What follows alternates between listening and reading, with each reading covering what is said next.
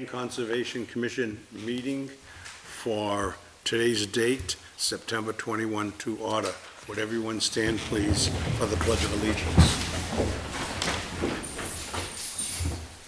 I pledge allegiance to the flag of the United States of America and to the republic for which it stands, one nation, under God, indivisible, with liberty and justice for all.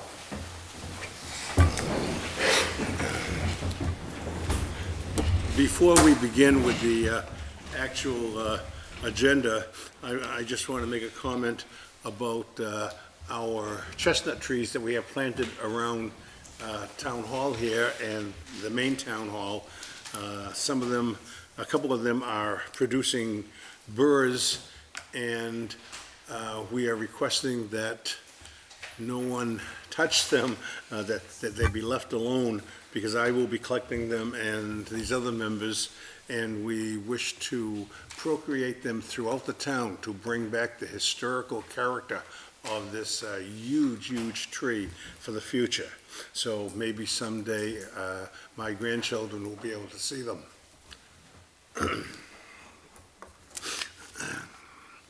Okay, we have to review the minutes of this, we have 2 minutes to review, dating back to May 18, 2023. I assume that you gentlemen have had time to review them. Yeah. Is there a motion to accept the minutes from May 18? Motion to accept the minutes from May 18th. I second it. All in favor? Aye. Okay. We have minutes from August 17, 2023. Is there a motion? Well, before I ask for a motion, I would like to amend one of the items. It says, motion to accept. This is on the first large paragraph on page 1. Motion to accept one of the applicants for the 5 seats on the commission put forth by Jack Crawford. And it says Jason LaChance's name will be submitted. What I would like it to say is that Jack Crawford made the motion, it was seconded by Dave Phillips, and the vote was unanimous to accept Jason LaChance to the 5th position of the commission. Motion to accept that amendment. Is there a second? I'll second it. All in favor? Aye. Okay, now we have the minutes themselves. Is there a motion to accept the minutes with that amendment? Motion to accept the minutes from August 17th, 2023. I'll second it. All in favor? Aye. Okay.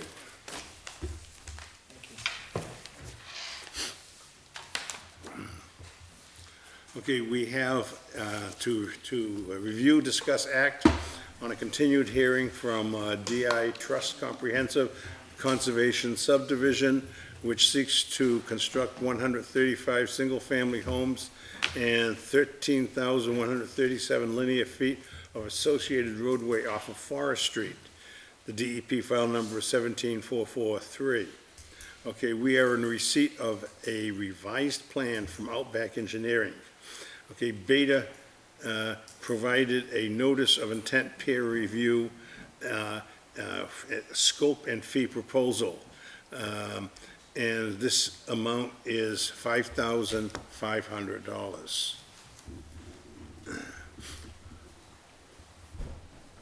Okay, is there a motion to continue? Okay, I'll speak only into accepts, okay, and the scope and fee proposal, we would just ask that it be itemized. We'd share before our concerns over the ongoing review fee, but we acknowledge that the work needs to be done. So we'll get that check to Lisa ASAP. okay, so you're saying it's gonna come in, but a month or something?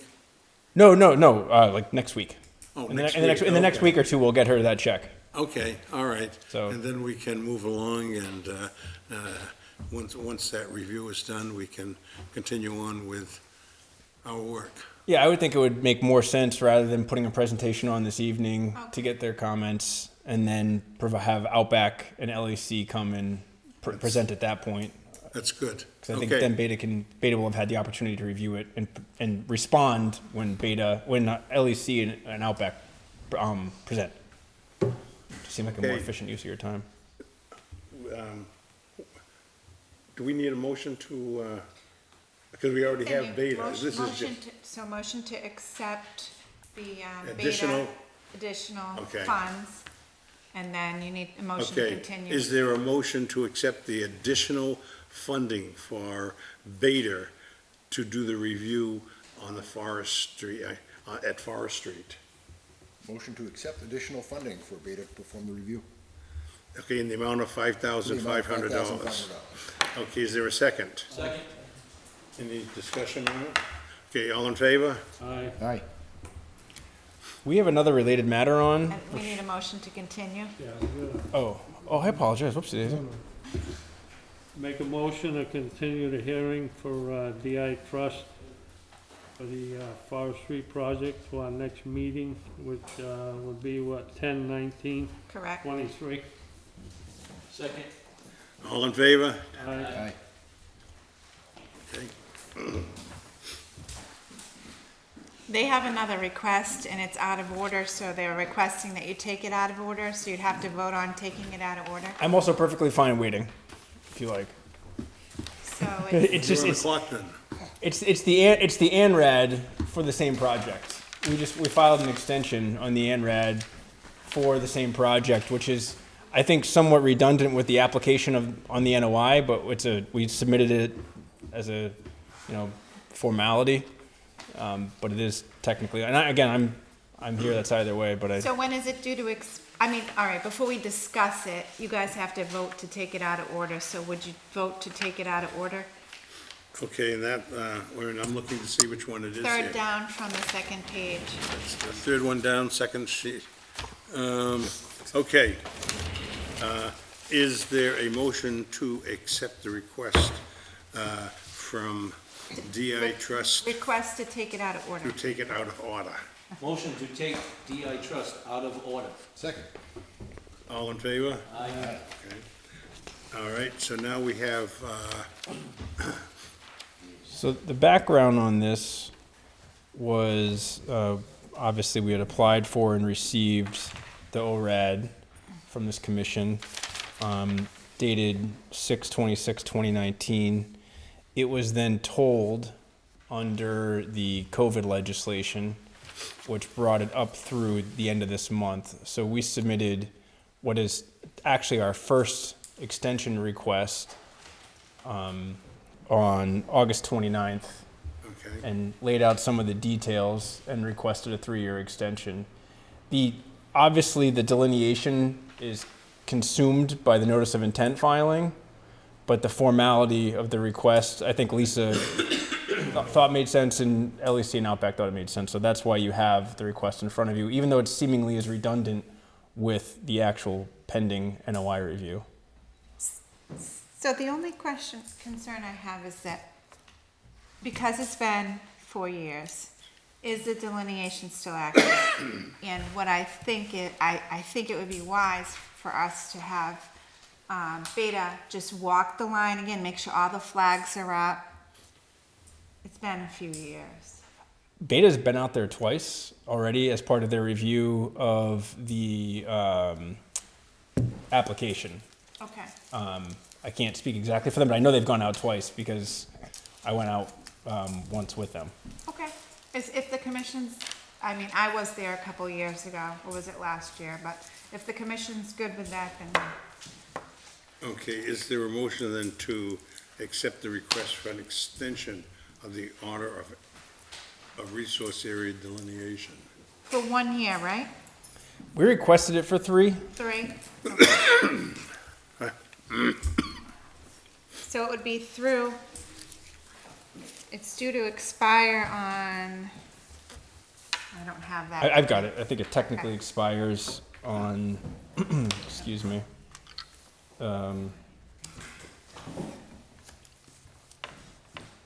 Hold on, I can give you the date. So it'll be 3 years from that date. October 1st, 2023, but it wasn't 3 years from the original date because of the tolling legislation. So it would be 3 years from October 1st, 2023.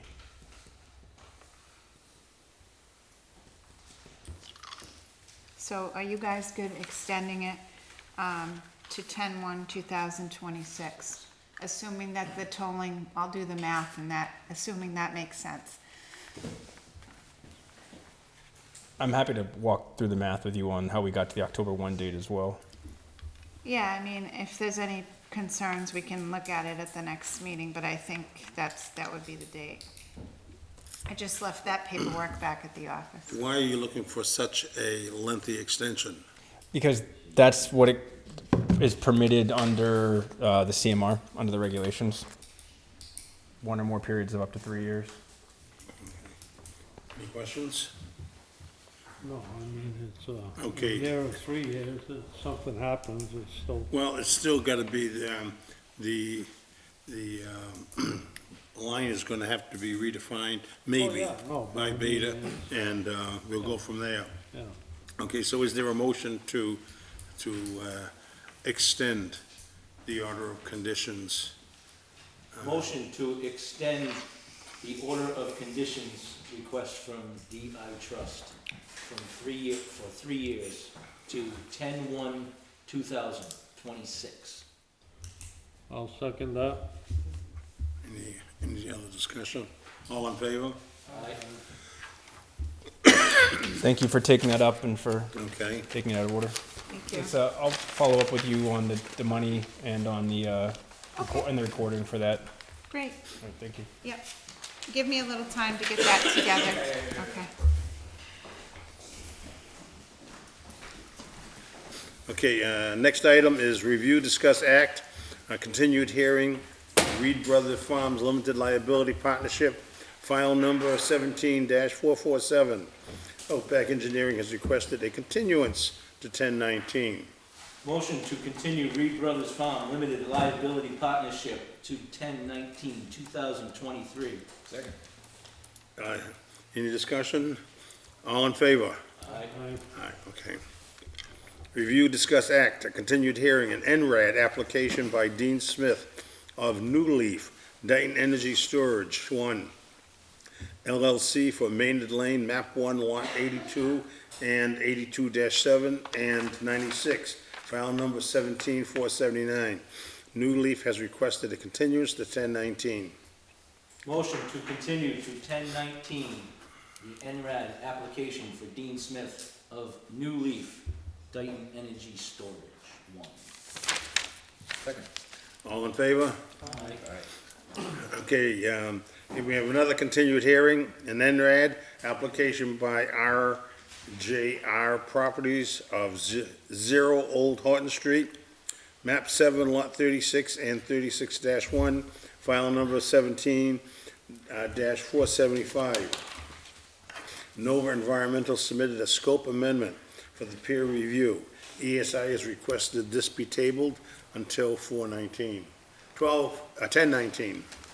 Motion to continue the NRAD application for RJR Properties, 0 Old Horton Street, to 10/19/2023.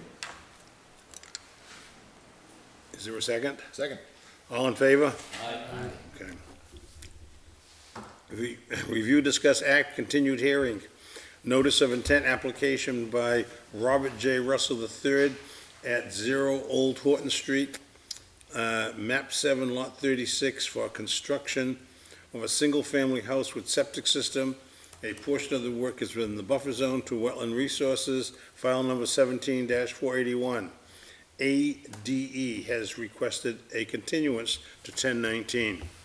Motion to continue the notice of intent application by Robert J. Russell III of 0 Horton Street to 10/19/2023.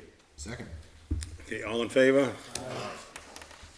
Okay, and this is a review, discuss, act, Brook Street. New hearing, order of condition amendment request for a modification of existing solar project at 0 Brook Street, map 16, lot 28. This request is specific to a design change that would allow the applicant to cut additional trees outside of the approved limit of work. A portion of the proposed work is within the buffer zone to a regulated wetland resource, DEP file number 17-404. Oh, okay.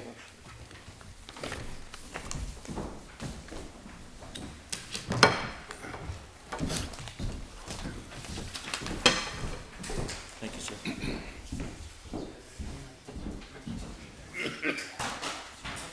Hi. Sure, thank you. Good evening, Rich Tabazinski with Atlantic Design Engineers, and I also have Ryan Racine from Goddard Associates also to help with our presentation and explain the project to you guys. But basically, the Brook Street Solar Project, as you may or may not know, is had an order of condition approved back in 2019. It's been constructed, substantially constructed, I guess, at this point. Not completed, but it's the panels are in, fenced areas are all in, access roads in. But what's happened is they have found that there is some shading impacts from some of the taller trees that abut the property or abut the solar farm. And those trees were identified through a LiDAR drone survey. They were marked in the field. And there's a proposal before you and actually before the planning board also to modify the special permit, modify the plan for the order of conditions to help to cut those trees down to help on the shading impacts, which is they've looked at it's affecting the energy production from a number of the panels and strings that are on the site right now. So they're asking for well, on the whole site, a total of 97 trees to be cut, but the number that's within your jurisdiction of the 100-foot buffer zone is the number's 28. Those are identified on this presentation plan in dark green, and I think you have just gave you a copy of this colored up drawing to give you a little better feel for what's being done. The gray area is basically the fenced-in solar farm. The light green area is the current limit of work that was approved through the initial order of conditions. The green area within the buffer zone it has been, again, approved, the light green areas. So as you can see, the trees that are being proposed for cutting are outside that green area. And there's a total of 28 that are within your 100-foot buffer.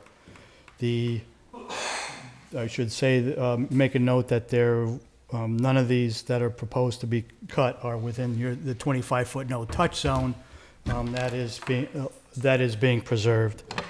And these are, again, larger trees that are providing some shading impacts on the array. So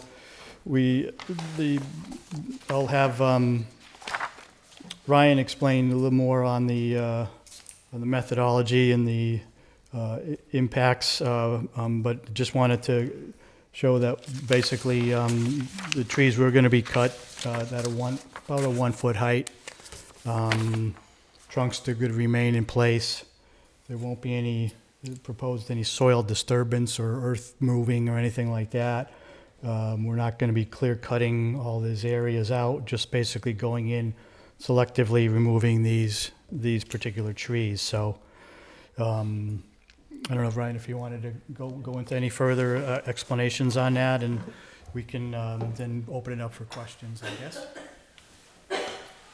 Yeah, thanks. Again, so Ryan Rosine, I'm with Goddard Consulting. Yeah, so there are the 28 trees within your jurisdiction.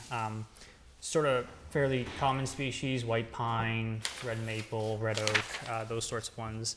We did have a arborist go out there and take a look at all those trees, and so I I know it's sort of just a lot of, it seems like a lot of cutting, additional cutting within the buffer zone, but I would like to have you guys think of it more as a small scale forest management in addition to, you know, the outcome that we are looking for to provide the solar panels with the necessary solar radiation that they need.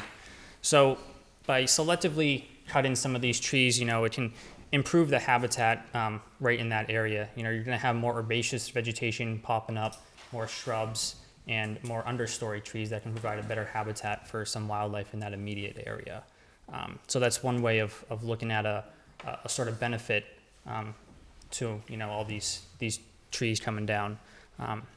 And they are proposing to, you know, plant some additional trees, mostly in the northeast corner to provide down on the bottom of this plan, and as well as, you know, to provide more screening to the neighbor that's down on the east side there. And that's basically what I have. Anything else? And just to note that there would be planting about 50 trees, I think it was 51 trees along that north, or the easterly property line, basically to enhance and provide a better screening to the abutting residents that's there to the east. Does your company not realize that trees grow? This is the third amendment that has been requested by your company to make alterations on the original order of conditions. And now you're looking at zapping more trees. You could get the same effect by removing some solar panels. And then then those trees that exist would be further away from the solar panels, rather than coming for a third amendment to your order and saying, hey, we want to do more. Maybe next month you'd come in and say, hey, we need another 50 trees, or we're going to put in a roadway around it, or we don't know. It's the company has not been really that diligent in doing its work, what we have seen in the past. I concur with the chairman. Do you have any questions? I mean, it's the third amendment. They got 97 trees. All of a sudden, Hey, take out 50 solar it panels. just doesn't compute in my mind. Trees grow. Jack? No, I'm just listening. It's, I mean, we still don't have basins stabilized yet, right? Jack, you're in a butter. You forgot. oh yeah, on the other side, so, Okay. no, not anymore. Oh, okay. But it's, just so there isn't any problems, I'll recuse myself. Lisa, what's with the stabilization?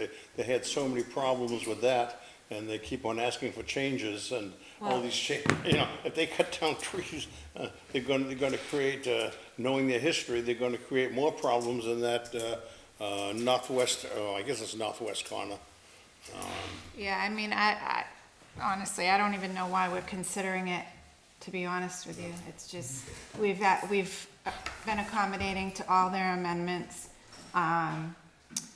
You know, Okay. technically, there's a DEP policy policy 85-4, that we don't have to approve any amendments, but we've already approved 3.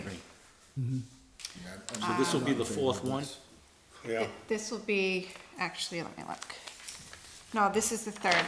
Sorry, we've already approved 2. So we issued the order on 12/31/2018. We issued an amendment to the plan on June 2nd, 2021, and we issued another amendment on June 5th, 2023.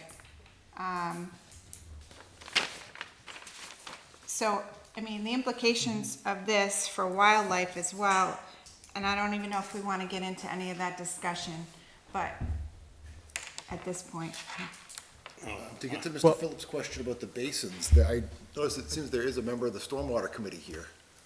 Yeah, actually, there's several members. Oh, yeah, that's right. I've got multiple members of the Stormwater Committee. No, and just to if I may, I know there are issues on the site, irrespective of trees, that the owner has to take care of, is working You coming on. before us is rather ridiculous to say we want to do more changes when you haven't done what you were supposed to do. Right. How long have you had this order of conditions? Since 2019, so you're on your fourth year? And Well, and his now you want to client- make more and his more client. changes, and you It's not haven't got him. it right from the beginning? Understood, yeah, Messenger, right. Sorry? he's a messenger, he's not Grasshopper. Okay, all right. He's representing they're representing Where's Grasshopper. Grasshopper? Let's get him And on the he, screen. yeah, well, we don't have Zoom.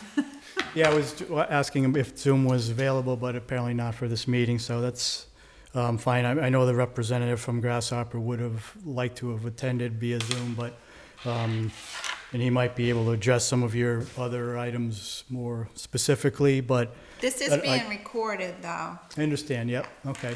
But I do know that there are the issues with either stabilization or the basins draining and other aspects that he either is working on right now or is planning on taking care of those.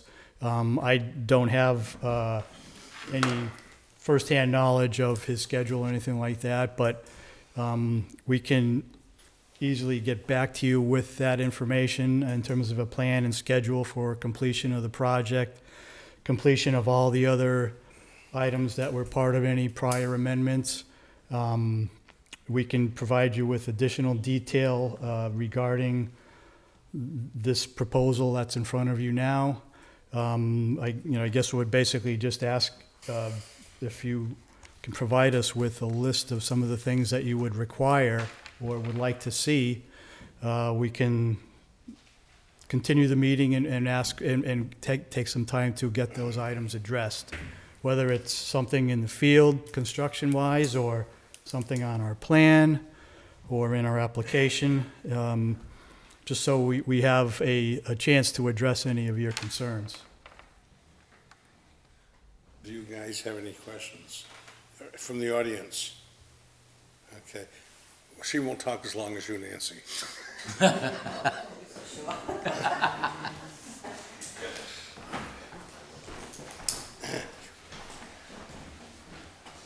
Laureen Beausoleil, 1680 Pine Louder, Street. please. Sorry. Laureen Beausoleil, 1680 Pine Street. Alan Beausoleil, 1680 Pine Street. Our problem with this is, if we just talk about the trees, I'm looking at the writing of what they say, and it's approximately 28 trees. And currently, no trees proposed to be cut. So in my opinion, those words keep things open for more change. So that's one of the issues. Another big issue for us is they've actually proposed this in 2018, and it was approved on December 2018. So we're talking almost 5 years. And what's been on that map has been trees that we were supposed to have that have not come. For the forest enhancement, they have put some of the trees there, and some died, and their workers took some out, and there's still some dead trees there that have not been replaced. I know that they're supposed to be putting some trees on the berm from the basin. I know they're working on the basin, so I understand if they're waiting to put the trees there. But there's been so many things that have not been done, and I just don't think anything else should be allowed without previous things that were supposed to be done 5 years ago, or 3 years ago, because there was a 2-year COVID thing. But it just doesn't seem right, and, which you made a point, what if the berm, apparently, if the basin doesn't work, this doesn't get approved. Is that correct? I know Mrs. Goulart, Miss- Ms. Goulart is here.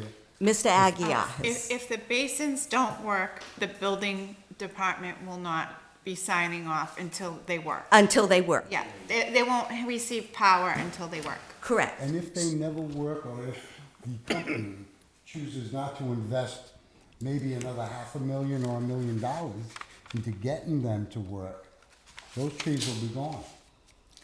Yeah, it's They may not our, yeah, that's a good point, Yeah.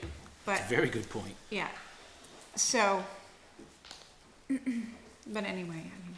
So my request All right, is, no, I think we kind of set a little bit of the same. right, so my request is not to allow anything until we start seeing some of the things they promised 3 to 5 years ago. Well, I don't even know if we would allow it anyway, so. Okay, We thank all you. set? Yeah, And thank Nancy? you. Thank you for your time. Thank you.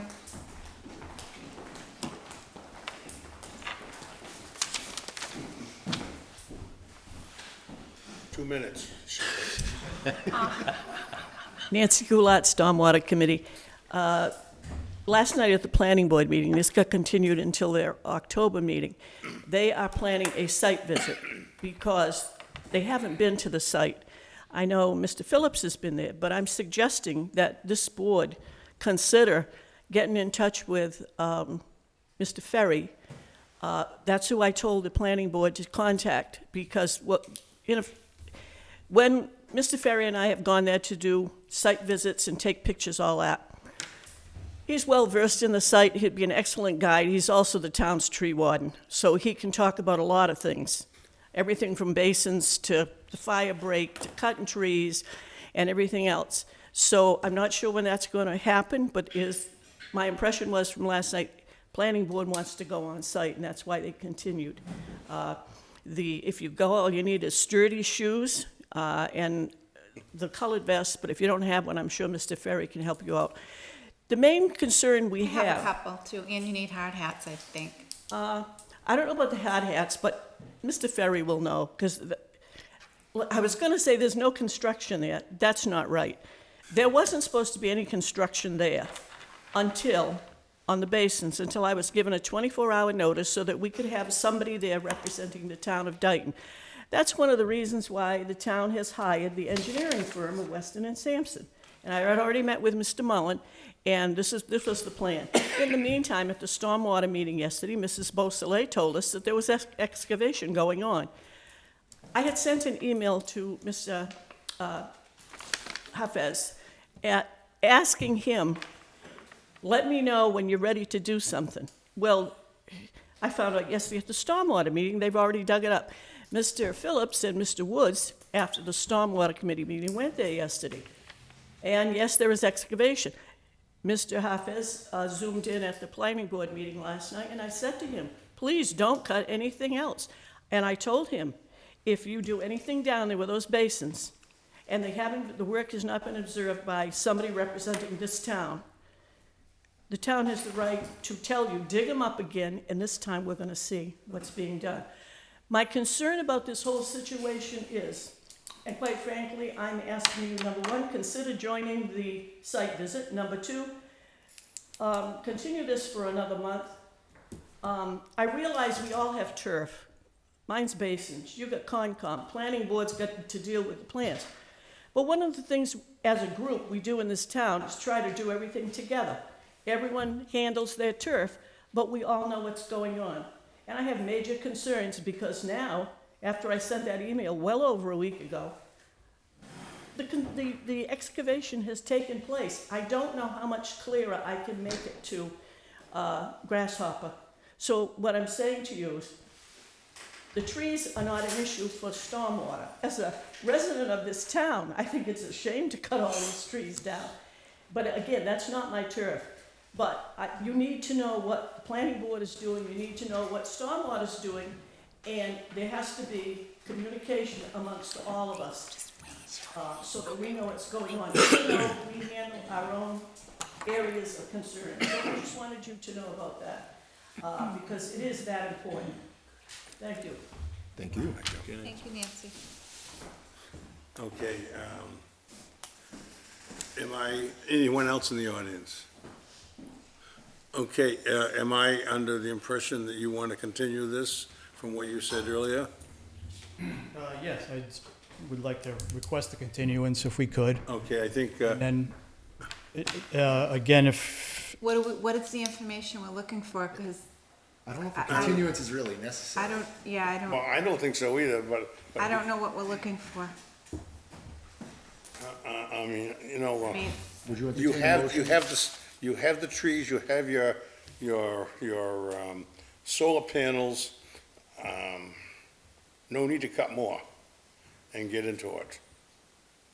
So, I mean, we can either continue it or we can deny the request for an amendment to the original order of conditions. I propose a motion to deny the amendment request for the modification at 0 Brookfield. Is there a Second. second? All in favor? Aye. Aye. Okay. so do you give reasons for denial? Or There's no paperwork on that, no. Okay, Who polices that they don't do what We already had discussion on it.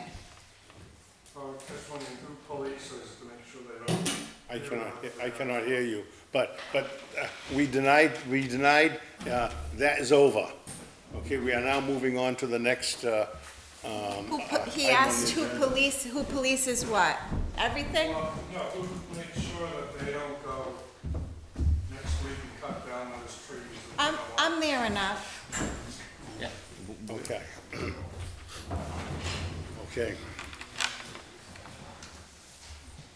Okay, review, discuss, act on, that's a new hearing, notice of intent of the town of Dayton for drainage improvements along Hot Street. The ditch between 578 and 620 Hot Street through the creation of a grass swale and the addition of check dams, roadside berming, and a BMP device to treat stormwater runoff.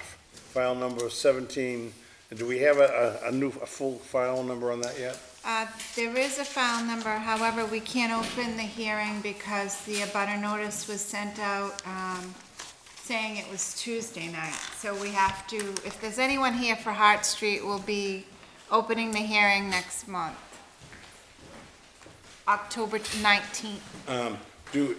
Okay. The file number is 0170488. Wait a minute, let's do that one again, 17-0488. 488. Okay, can we continue a hearing that hasn't been opened? Well, you're opening it, and we're immediately closing it without any discussion, just to the simple fact that they needed to re-notify the abutters properly. Okay, so we need a motion then to open and close the hearing immediately for improper abutter notification. So moved. Go ahead. And I got the continuance request, so, yeah. Okay, Lisa, does that require two separate motions to open and then another to close? Yep. Okay. Propose a motion to open for drainage improvements along Hart Street, file number 017-0488. Second. All in favor? Aye. Okay. Propose motion to close. Continue. Continue, excuse me, to continue for Hart Street drainage improvements, file number 017-0488. So moved. All in favor? Aye. Okay.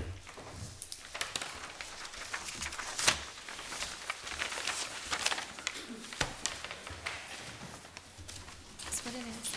It happens. Take care.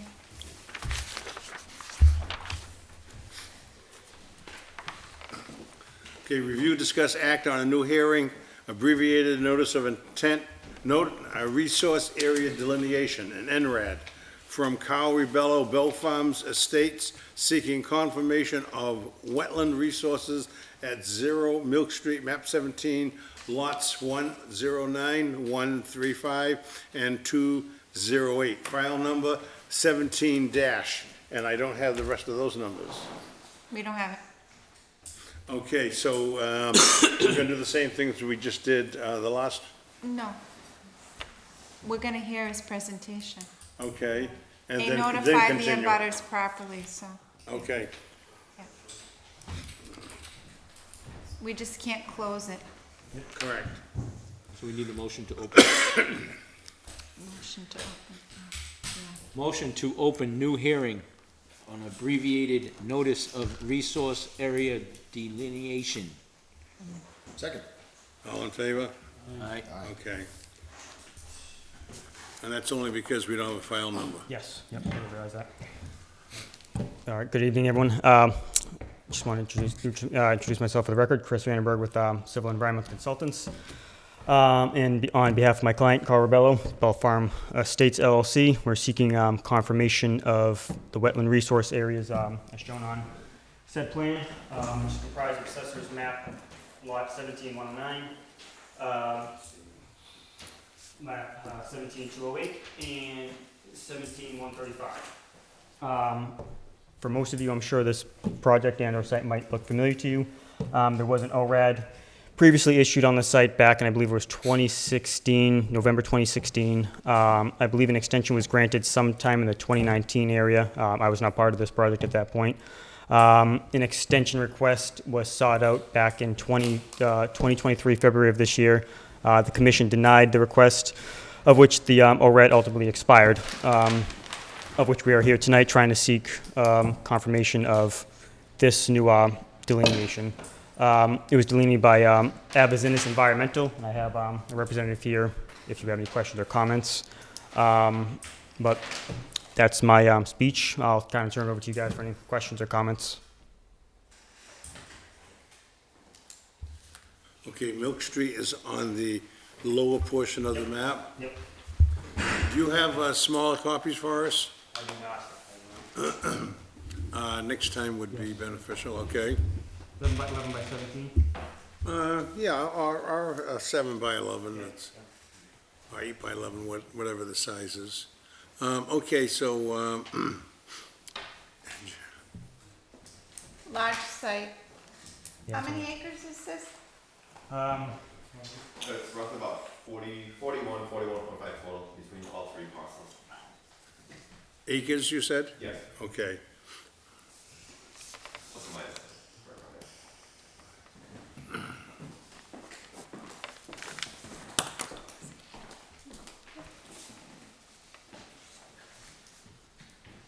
Lisa, are you gonna want, a peer review? Of course.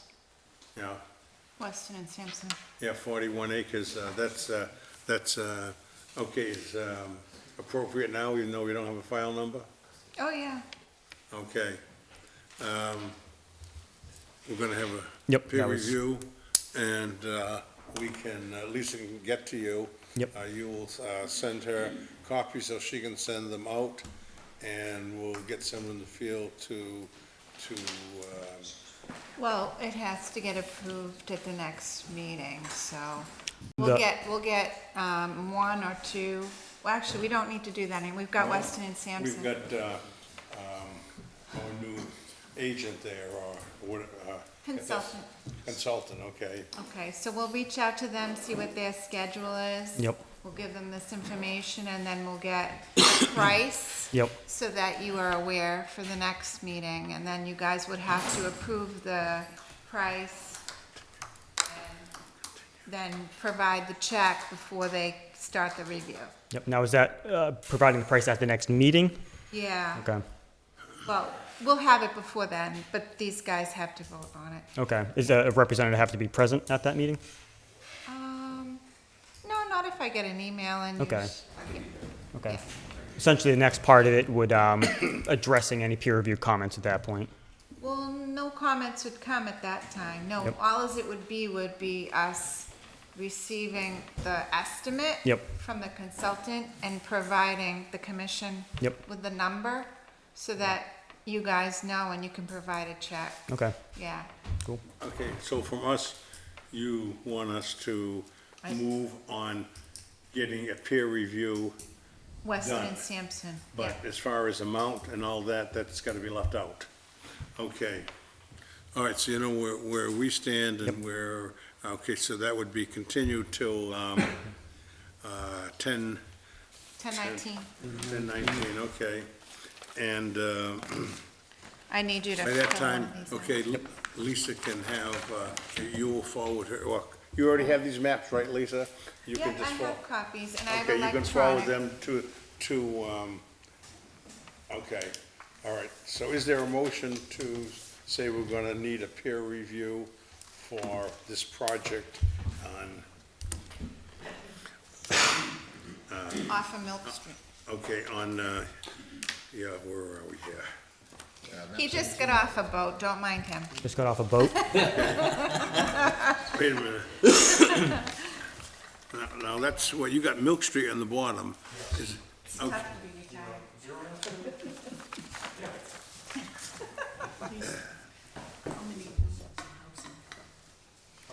This is just a delineation, there's no houses. That's not what we're reviewing now. It's just, it's Okay, just the resources. okay. Is there a motion then to notify a peer review company for pricing for this project? Motion to request pricing information for peer review from Weston and Sampson. Second. I'm just looking at the motion. Do we need one that we will require a peer review for this project? We will require a peer review, and we're going to reach out for pricing from. Can I amend my motion? Yes, you may, or just, it hasn't been accepted, so you can just, go ahead. Oh, okay. I would like to motion that we require peer review, and in doing so, reach out to Weston and Sampson regarding pricing information. Is there a second? Second. All in favor? Aye. Okay, so you know where you, okay, very good. Thank you very much. Thank you. I do need you to fill this out before you leave, thank you.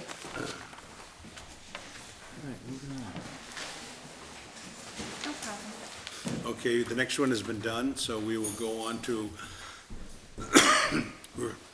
review, discuss, act, request for Yeah, you need certificate to of fill it compliance out right from now. Jane Monroe, 1155 Smith Street. 9:22. This one. I think we missed one. Yeah, No. you skipped one. That's the one we did. And flies. We did that one already. That was the, that was, Pleasant Hill Street, Farms, DI Trust. Anrad, Milk. We did oh, the Pleasant DH, Street. Pleasant Street. No, DI Trust is the next one. This one's DI Trust. oh, Yeah, we okay, did that one. all right, okay, so we were here. Yep, there we go. Oh, all right, I went by the, Yeah, I'm just mixing of the numbers, okay, thank you. I can't, I don't have time. Do I need Carl to sign it? Or just me? No, you can sign it as a rep. Chris, right? Yep. Thank you.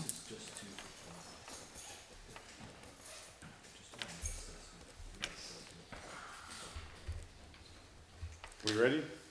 Yep. Okay. Review and discuss act, notice of intent, 2651 Pleasant Street, map 25, lot 135, from Aaron Reposo for a proposed single-level garage addition and corrective action plan to address previous encroachment to wetlands. A portion of the project is within the buffer zone to a regulated wetland resource. Lisa, do we have a file number on that one? That's right, there were two in a row with all the X. And when I looked down, the second one caught my eye. Lisa, do we have a file number? Nope. Okay, so this will, so we need a motion to open it without a file number? You need a motion, well, you should make a motion. Even if there's a file number, you still open it, you can just open the hearing. You don't Okay. really- Motion All right. to open new hearing, notice of intent at 2651 Pleasant Street. Okay. Second. All in favor? You're on. Good evening, Mark Mariano with Oak Hill Sorry, Engineering. your name? Someone? Good evening, Mark Mariano with Oak. Okay.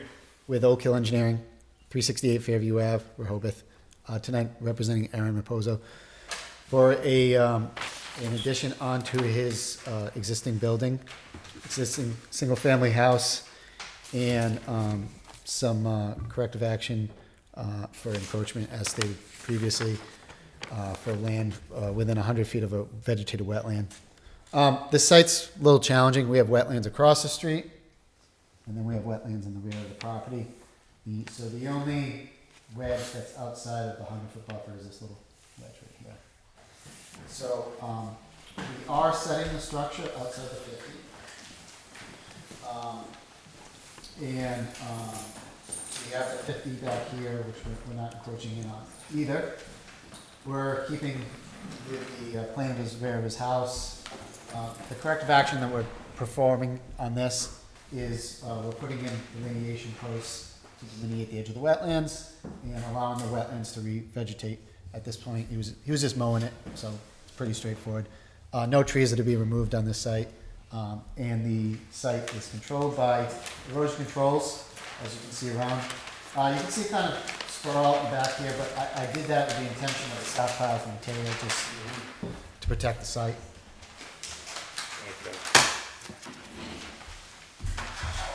You guys want the board? Can you see it from where you are? No, I can see it. Yeah, I can see it. I can see it. Mark, I have a question. Sure. Why are the erosion controls a limit of work going so far back? Oh, back here? Yeah. Stockpiling of dirt on site. Oh, okay. They're gonna excavate, there's gonna be disturbance, so I Yeah. just wanted to capture Where's the that. septic system? Septic, I believe, is in Or the is it road. sewer? No. It's probably septic. Septic, I believe it's in the rear. Okay. So you won't be running over that with a machine? I'm just 51. thinking out loud. Now, all these little rabbit coops, are they still in place? Yeah, they're still there today. Most of them are raised, right? There's no foundation. No, yeah, there's They're just posts in the on ground. posts. Didn't we go there? Yeah. Yeah. So, one of the things when I went there with the contractor and we discussed this was, they've been mowing that wetland for years. So, we'd need a condition in the order that said, you know, allow this wetland to regrow. They shouldn't be mowing it. Well, that would be part of, it's gonna be continued, because we don't have a file number. Yep. So we can deal with that Yeah. at our next meeting, but you know that what's coming and then on that. Okay. It says it. I have it on the plans, yeah. Allow area behind wetland line to revegetate. Okay. So, I mean, we weren't proposing any plantings or anything like that. It's well green right now, so You just all let it those grow. weeds up, the Let neighbors it grow. can come over and make some rabbit stew. Yes. Oh, Mark, and this isn't a flood, it's in a flood zone, so I think you have to add that. Because that's in coastal land subject to flooding. On the tail end of the property? I'll have to check. So, a little bit of background on this. Lighthouse had started this project, and then Lighthouse got bought out by another firm. And the firm said, we're not doing residential anymore. So then they came to us and asked us to finish it. So I'll check the layers on that. They could have turned it off on me. Yeah, I'm gonna look at it right now, too. Okay, so you know what we're looking for, you're gonna be continued, due to the lack of the file number. Yep. And, so you have to sign a paper with Lisa for the continuance? Lisa, you're set with Yep. that? Yep. Any other questions, public questions or anything? Just so we can address it. Oh, just out of curiosity, what are you using for erosion controls? It's gonna be compost tube. That's the preferred choice in town, so. And, you know, the work going on the foundation, that won't exceed temporarily more than 10 feet, I assume. As far as a limit of excavation? Yeah. Yeah, you're talking a frost wall, so it's Okay. 12-foot walls, so 1-to-1 slope back, so yeah, no more than 10. Okay. It's not easy to see on my phone, Anybody so else with you have to look questions? it up. Anyone from the audience?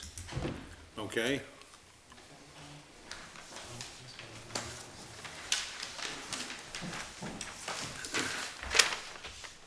Sir, your name is? My name is Manuel Maduro, and I'm about this property. To which side? This is my 3 lots. This is over here, and this is my 3 lots. The red is my 153, 154, 155.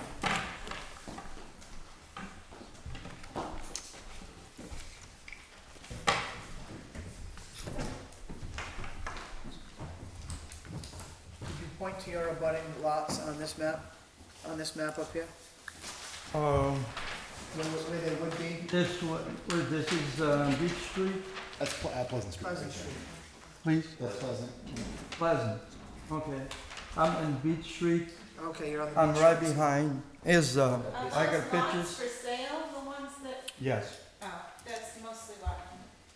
This is the pictures 30 years ago when I bought this land. And this is the pictures of the land right now where they try to do it.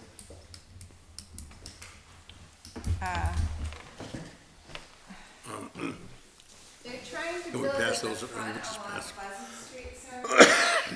Yeah. Start with Jack and They're those just trying to add a garage crisscross. over here. Yeah. They're not trying to do anything back here, this is all wetlands. Yeah. Including over here. we Well, won't- I'm concerned because his elevation is about 7 feet of my property. And in 30 years, look the condition my property is now. So how old are these photos? It's 33 years ago when I bought this property. Oh, And this is the condition it is now. Right, so reverting that wetland back I know where this is. is going to help because trees absorb a lot of water. This man put something in the land, he killed all the trees around the neighborhood. They can prove it. Yes. And I get the picture over there, that tree. Yeah. That tree, he killed everyone. They want to kill one of the mine, he even took me to court.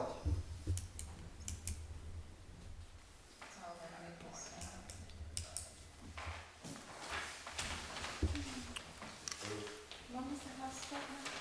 The house was built, I haven't even checked that, so. Looking at it, making sense. Okay. Can we pass them? These are the older pictures and those are the more current. So this is Beach Street, Yep. so. Pleasant, you said. This is a survey when I first purchased the property. Oh, Pleasant is. oh, okay, all right. This is the blue is the house, right? Do you mind saying what date these were done? This I took about a year ago. These were a year ago? Yes. It's the same condition, because I go by there and does anyone live around near the area? Do you see the lake? It's always flooded, yeah. Look like Lake Winnipesaukee. That's one of the reasons why we want them to leave it alone, because it's all wetland. I applied for a permit, they denied. Oh, you saw that one, okay. So this is a view towards Pleasant Street of the corner of the guy's lot. Yeah. It's not really And all those trees are gone now? Yeah, you only get one up. He say you want half, he wants to cut it down. Well, I believe the wetland line to be accurate, so the wetland line actually is back here and over here. This gentleman owns So, I don't know, it's happening to this. Yeah, it's all. so where are these pictures taken from on here? This is the house, this is the blue house. This is a photo looking south, so looking towards towards this lot over here. Because this is the garage that's over here, and this is the house that's over here. So this is a view of his lot. So he's 250 feet away from this guy's house. He's here. He's next to he's in the house. Wow.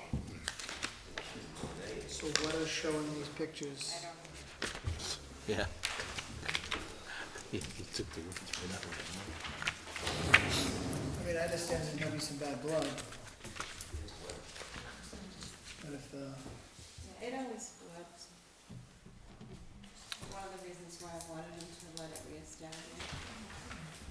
They flood it for the burners. When I purchased this property in 2019. How do they flood it? I was able to cut the grass. Is there a drainage trench? No, I have there's water. It comes almost up to Beach Street. It's the wetland. Okay, so that's floodplain, that's high tide will do that? No, that's fresh water, but it's a wetland, Yeah. yeah. it's forcing it out of the ground at high tide. Yep.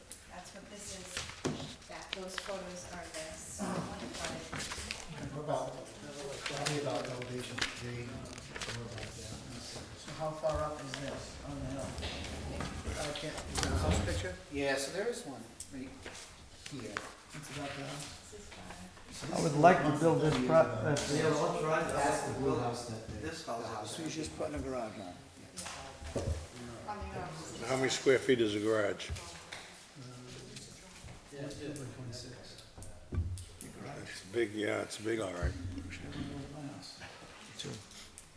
I mean, the pictures really have nothing to do with the garage. As much as it's bad blood between neighbors.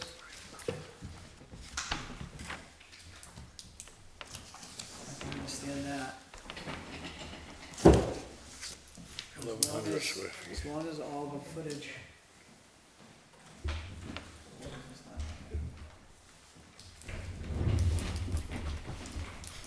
Where is the buffer zone on that plan? He's just in the corner of the 100-foot buffer zone. He's outside the riverfront with all his work. He's Outside the 50. inside the flood zone, I believe, but that's the flood zone to the Swanton River, so it's considered Yeah. coastal. You don't have to mitigate for, right? You don't have to mitigate coastal land. And, no, only fresh, so only if it was, river with fresh water, Yeah. river there, he'd Changes have the to classification. compensate, yeah. Yeah. He'd have to compensate on site for flood storage. But in this case, he doesn't. Because, okay, title. And yeah, and it's only a little bit, yep, that's all, a little bit of work, and he said, so they could store some of the drugs they needed to back here. Give them some room to work. Yep. So we'll just make sure they This is manage the this 100 line. foot. So it's just that very edge is in the 100 foot, is that what I'm seeing? This is the 100 foot. And this one right here. Yeah, because this is across the street. It is. Now, is the house, Outside the is the house built on stilts or anything? Outside the No, it's just that it's there that long. Yeah, it's, Right, so it's at elevation. Yeah, that's definitely elevated. When we it's on, walked it's there. on a basic foundation. 9 feet. The foundation, the floor is probably what original grade was. 4 or 5 feet above the wetland. Now, if the garage is built from an engineering standpoint, where's this water gonna get displaced to? This right here? Going to the right away. Yeah, across the street. So, we could do something with the rain meters coming off the building, try to infiltrate it that way. And groundwater is probably pretty high there, but, what about rain garden, something like that? Yeah. Send it to the background.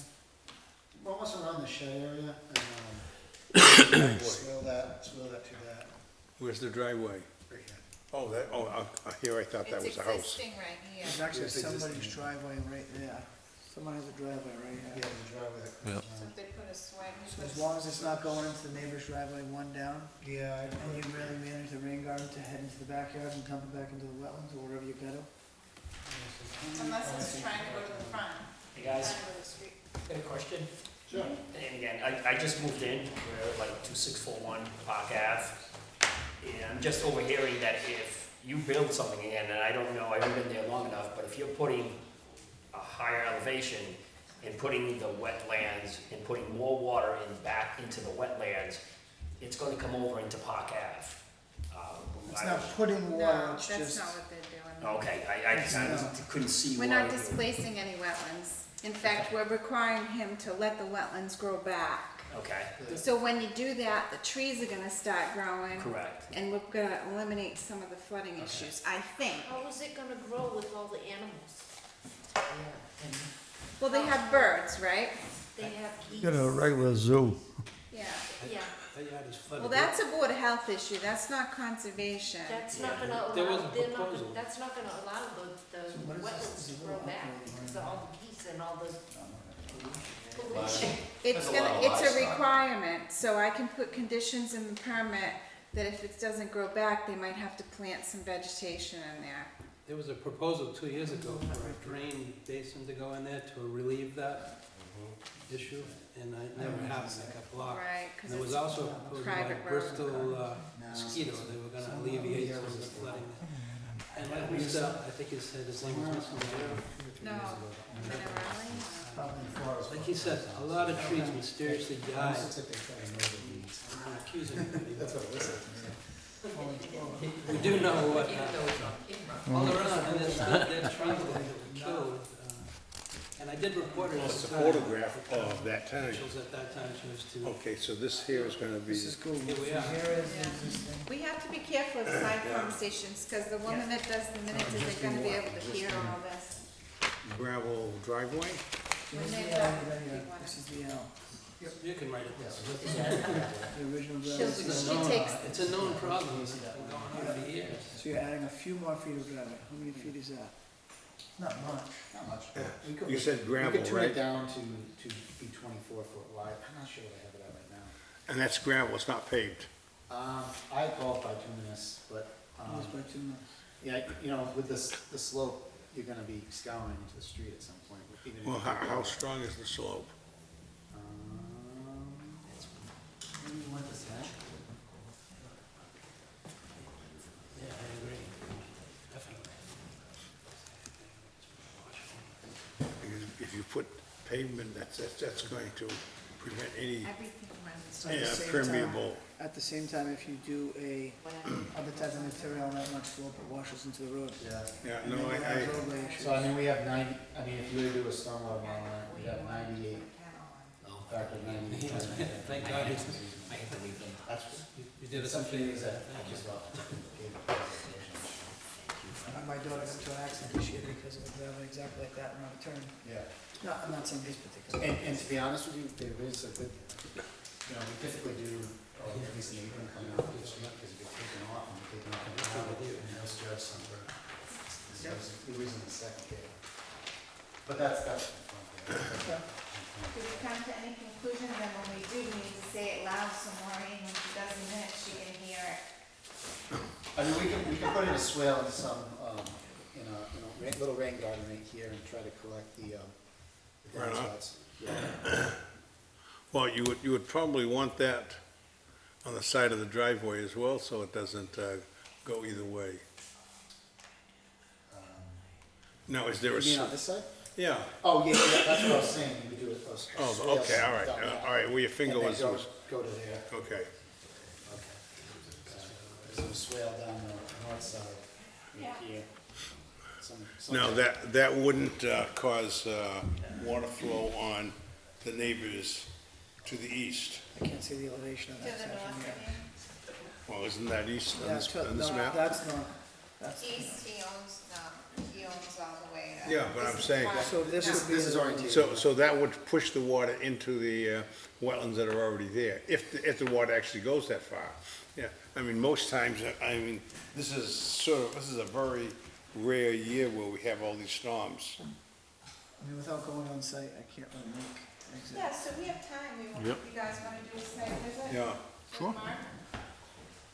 without a doubt. I mean, what you're saying sounds like, Yeah.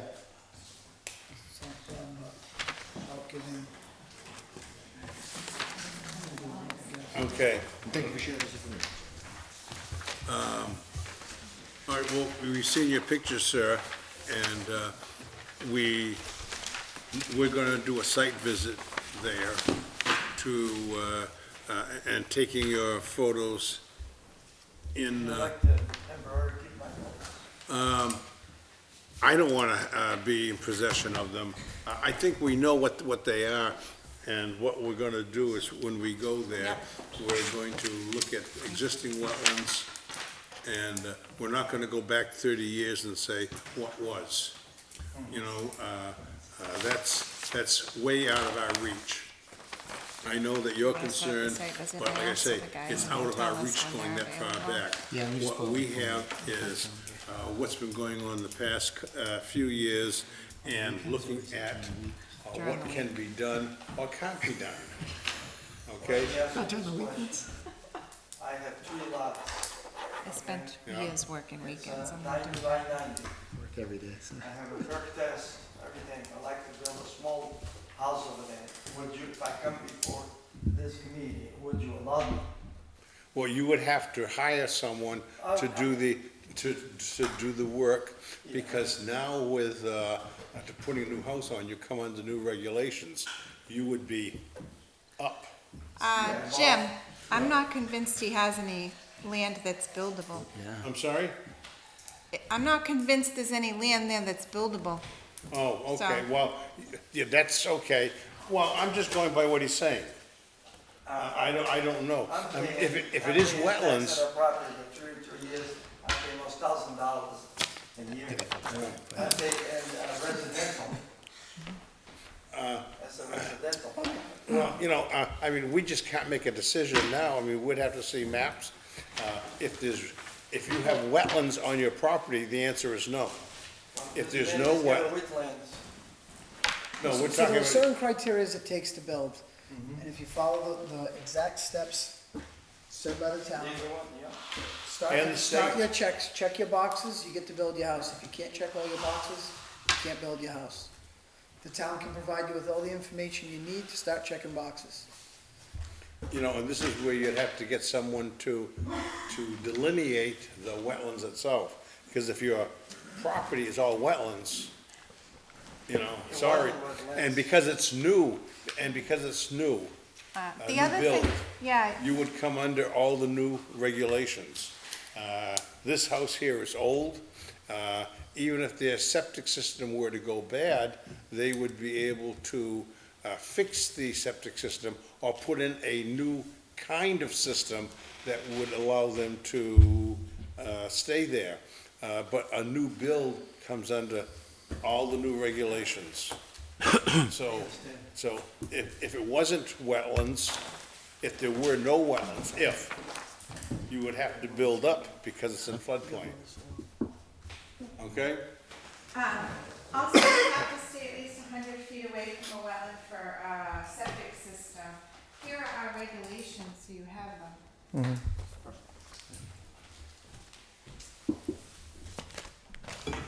Thank you. Okay. Is there Continue. anyone else who wishes to speak on the matter? Okay? Please. Thank you. 2635 Park Avenue, and we abut the back of this property, and it's constantly flooded. And our concern is it's stagnant water, and there's a lot of captive and birds in there constantly, and we think of it as a health issue for one thing. Will letting it grow, will that alleviate this issue?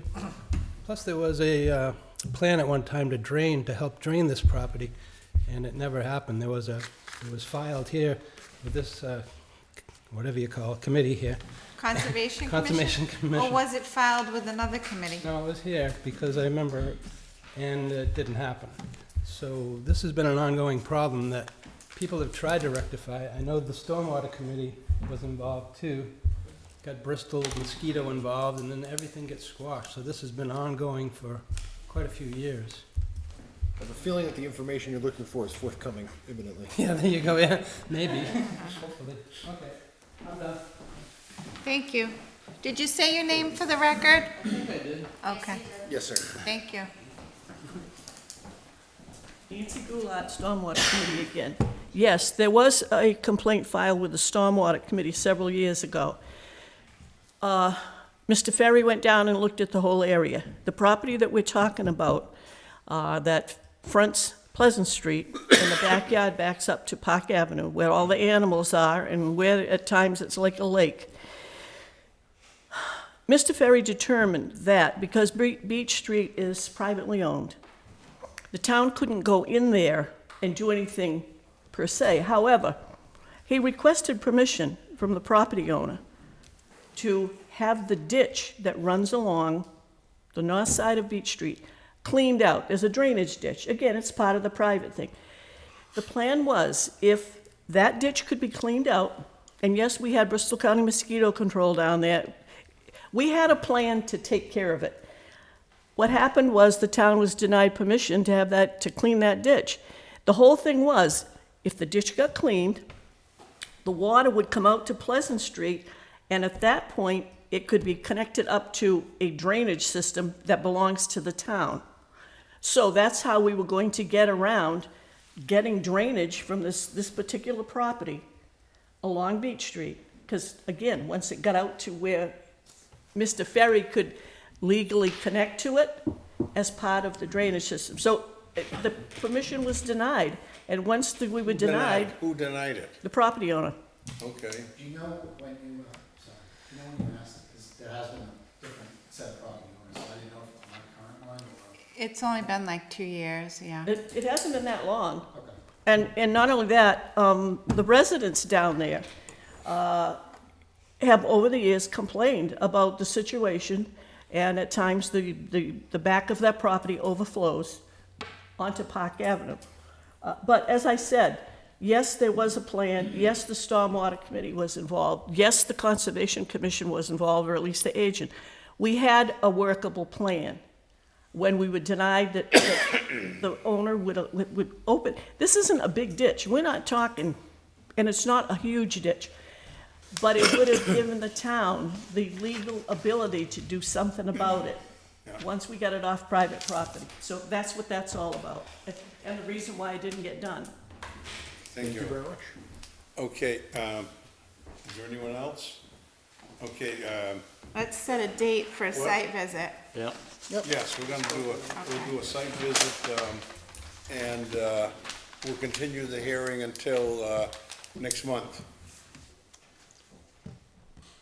Mr. Chairman, I just suggest that Mr. Ferry be invited because he can explain all of the water concerns that we were involved with and what we had planned, which will answer a lot of the questions that the residents down there were concerned about. Do you know if the person who denied access or whatever it was is still there? Just a yes or no? No, I don't know. Okay, thank you. Yep. Okay, motion to continue. Noted. Site visit? Yeah, well, do we need a motion for a site visit? No, but let's set the date while Mark's here. Okay. Mark's got his calendar. Okay, He's busy, so we're busy. I thought he was looking at his kids on the video. Well, no. He's asleep.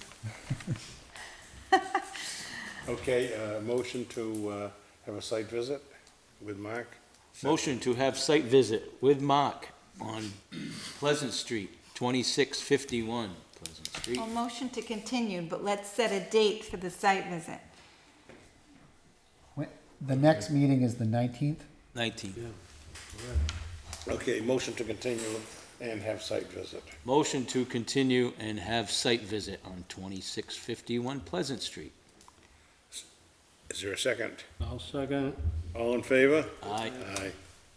So when are you Okay. guys available? Do you want me to throw out days? What time do you guys usually, is it Thursday, Friday, morning, afternoon? Friday. Not Friday. Or a Monday holiday, or Saturday or Sunday. I'll be, What do you guys I own my want own to do? business, so every day's a work day. It doesn't matter. You want to go out What there about next? the 28th at, so September 28th at 9 a.m.? Is it a Thursday? That's a Thursday. Sure. that's next Thursday. What time? 9 a.m.? Quick question, is Tom Ferry gonna be there? Yeah, we'll invite We'll, Tom. we'll loop him in. I'll invite Tom. Appreciate it, thank you. And this is, just so you guys know, this is really just a site visit for the commission. We can't be inviting neighbors onto the property. Watch, yeah. You can spy on us. Okay, let us move on. We have a request for a Thanks, certificate of Mark. compliance from Janice Monroe, 1155 Smith Street. File number 17-464.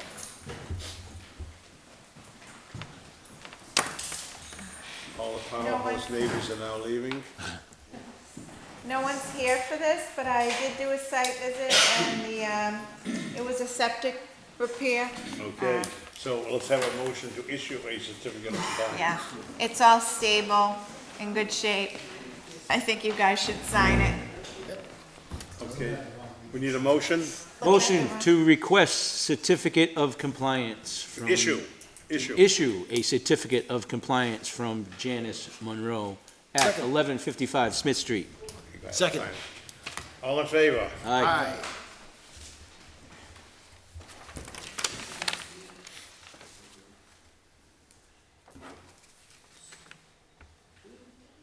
And will we be revisiting the site visit date? Yes, I'm sorry.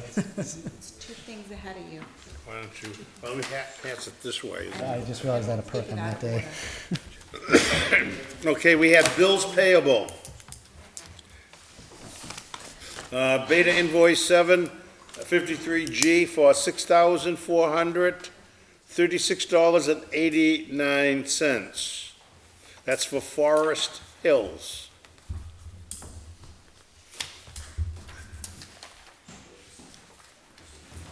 Is there a motion to pay that bill? Make a motion, we pay Beta for Forest Hills, $6,436.89. Lisa, do I have to do all the pages or just that one? Just that, wherever I put a line. Okay. Second.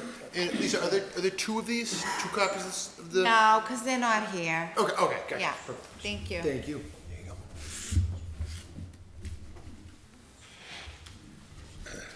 Okay, motion to pay Moniz and Latimer Constables invoice 60457 and 60458 and 60590 and 60594, all in the amount of $45.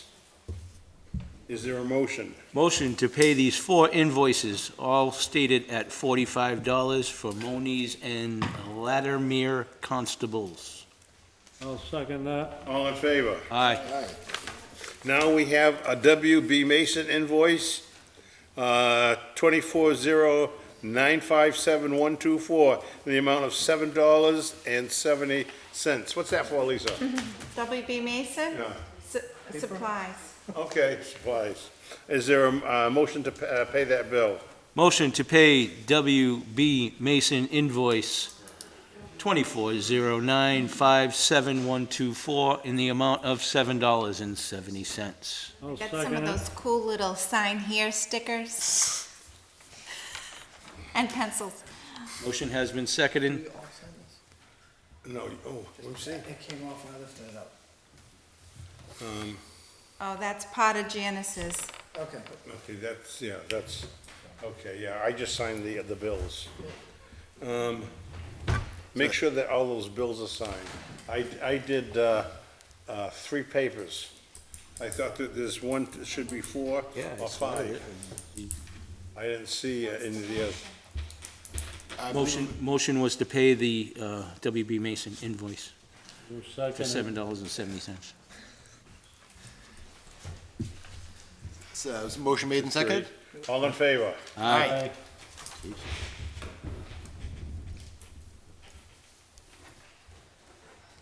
next thing is the enforcement order. Yep. I gotta sign these. Yeah, Mr. Chairman, do you want to revisit the site date, site visit date? 28th.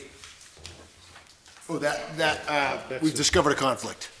I realize I have a perk in the morning. I can still do the 28th, just at a different time, if that's Fine. okay. Great, make it later. June? What time? You guys, noon? What time? 12? Anybody do noon or? Lunch works for me, actually. That actually, Okay, wear your sun hats. All right, thank you very much. Without a sun hat, you're gonna get in trouble.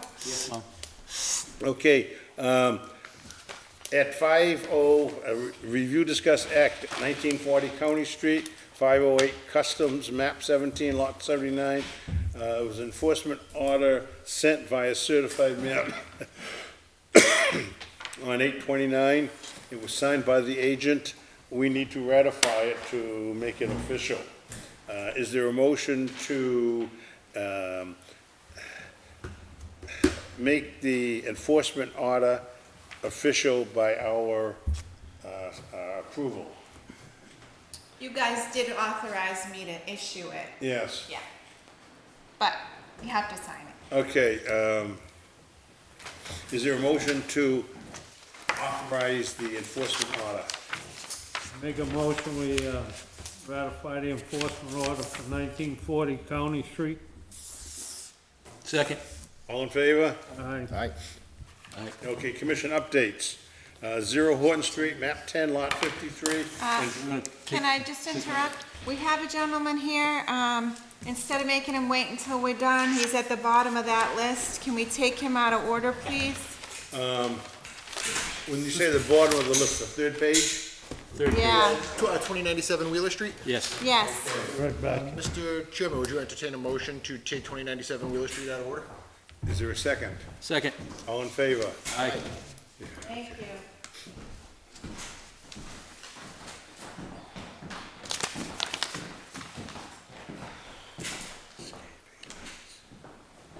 Good evening. I'm Joseph Pimentel from 2097 Wheeler Street, and I filed for a building permit to build a shed, and there was a number of weeks that went by, and unbeknownst to me, Lisa then did a site visit, and at that point, she advised me that my property was in wetlands. Now, I never knew that the property was wetlands. No one told me about it. Lisa found that there is no Conservation Commission approval for the property. So the properties were sold by Mr. Grossi, who's the abutter in the rear. And when she came to me on site, I said, well, I understand that you're now visually seeing that they're wetlands, but what does that put me in a predicament as a new homeowner, a new resident in the town of Dayton, where my expectation is that all these, he referred to boxes that are checked off earlier in this meeting today on another matter. How am I supposed to feel as a person who now owns the property and cannot build a shed without this matter being resolved in this way? My question is, how did those two properties get developed? How did they get approved without passing through this commission, especially in light of Massachusetts being the national leader of wetlands protection laws? I mean, When were the houses built? the project was approved in 2019, and I moved in August of 21. My neighbor, the other property that was developed jointly, he came to the building department, he got his building permit for the shed on the spot. There was no conservation, I don't know what communication exists between the building department and the conservation department, but I feel now like I'm in the middle of this. And I bought this property with problems as it is with the original developer of the property. I built a wall along the side of Mr. Grossi's, I built a natural rock wall because he complained that my land was spilling over into his property. So I'm here. So along this here, Jim Aguirre had been to the property previously, before I owned it, and told the developer, hey, you're gonna pull the land back. So I guess he did, but because of natural erosion and gravity, and because I had a bobcat that was traveling along here to fix the grade issues in the rear as a condition of, a punch list item, because out of the rear of my basement, so here is my slider in the back. I couldn't walk out of my basement until I stepped into a foot or more of mud. So he agreed, and he took many months to do it. So he agreed to fix the grade back here, and I agreed to give him work by putting pavers and walls in here to hold, because all the water was going into my basement. So you made what, 2 retaining walls coming here and here? So they were building these retaining walls. Is this what you're calling it? Yes, they were building retaining walls here. So you inlaid it into the hillside, just so you can escape the back door? Yes, because my back. So that's built into the land around? Yes, so he had to grade this land because groundwater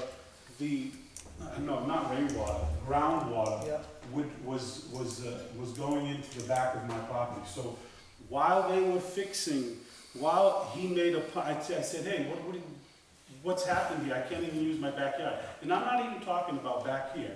I'm speaking about I could not walk out of my slider without stepping into mud. So he decided, the builder of these 2 lots, that he would help me by building the wall. I had to pay for the pavers. You said he would help you. Who's he? The builder, the original builder. I have aerials if you guys wanna see them, it might be easier. So because the bobcat was traveling through this area here. Is that this markings right here?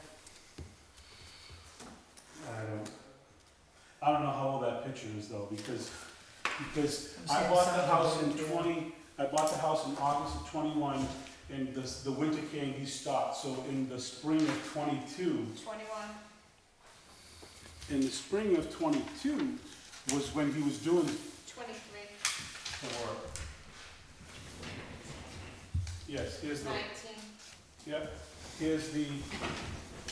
here's the wall that I paid for myself. Here's your isolated wetland right here. Okay, it's nice to know that now. Where's my house there? Should it be torn down? Oh, we already talked about that. I'm playing, I gotta have some fun on this. No. Lisa, can you show me where the house approximately would be on that picture? In this lot, In this picture? it's right here. Okay. So is my house in wetland? Your house was built in a wetland, yes, Right, and so, from what we can see here. So this matter that we have on the table right now is in regards to what? Regards, he's got a building in a wetland. Is this something? None of it came in front of this board.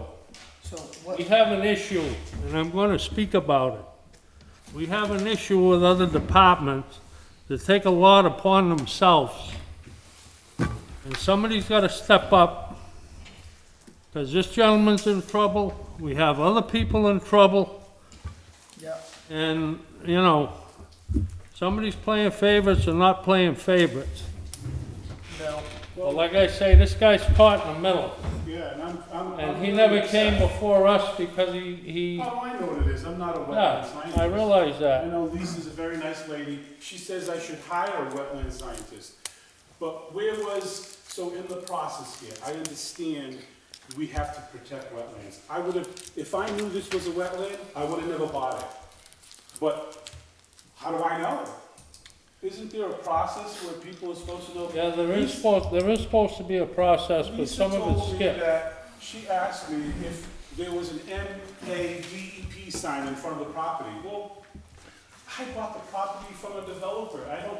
I wasn't there every day while they were having signs, and she was asking that because maybe she thought I was part of the development of the property. I was not. I bought this in buyer beware, and I could tell all, well, for me, it's like buyer beware. So in regards to, we understand this and maybe some things going on, but in regards to what we have to deal with right now, He has a shed permit Yes. to he's build a applying for a shed permit. Yes, and he has a wetland, and the wetland is somewhere back Right, here, yep. right? So without it being surveyed, I don't know. Yep. But he also has what, 3 or 4 feet of fill? How many feet of fill you think? I don't know, I didn't measure it. Well, How would anyways, I measure do it? have this plan, which is. So you're the saying plan that, Was approved by the Board of Health and the building department. Is this the same, what's that? Similar, but it shows the grading. Elevations. So you can see the elevations there were all raised up around here. And then now, if you look, now you walk out your back door and it's at probably 101, right? So they must have filled 8 feet? 6, 8 feet? horizontally or vertically? I can tell you that behind my house, and I don't know how many feet, I didn't measure it. I'm the buyer of this house, how disappointed I was And I can imagine. when I bought that this 10 house, foot. how I couldn't even walk. I wasn't even considering walking here. This is my deck. I just wanted to walk here and I couldn't. I had problems walking here. So, No, that is very frustrating, and as a new resident, I understand that that's gotta I be met incredibly, you yes, in the assessor's office. yes, absolutely, we had Thank quite you. the little homework assignment together. Yes. No, I completely understand that must be very frustrating, and, it's equally frustrating to hear something, but just to be unequivocally clear, is the reality is that it's not the responsibility of the building department or the Board of Health to enforce the Wetland Protection Act, and the builder should have come before the Conservation Commission at the time that this happened.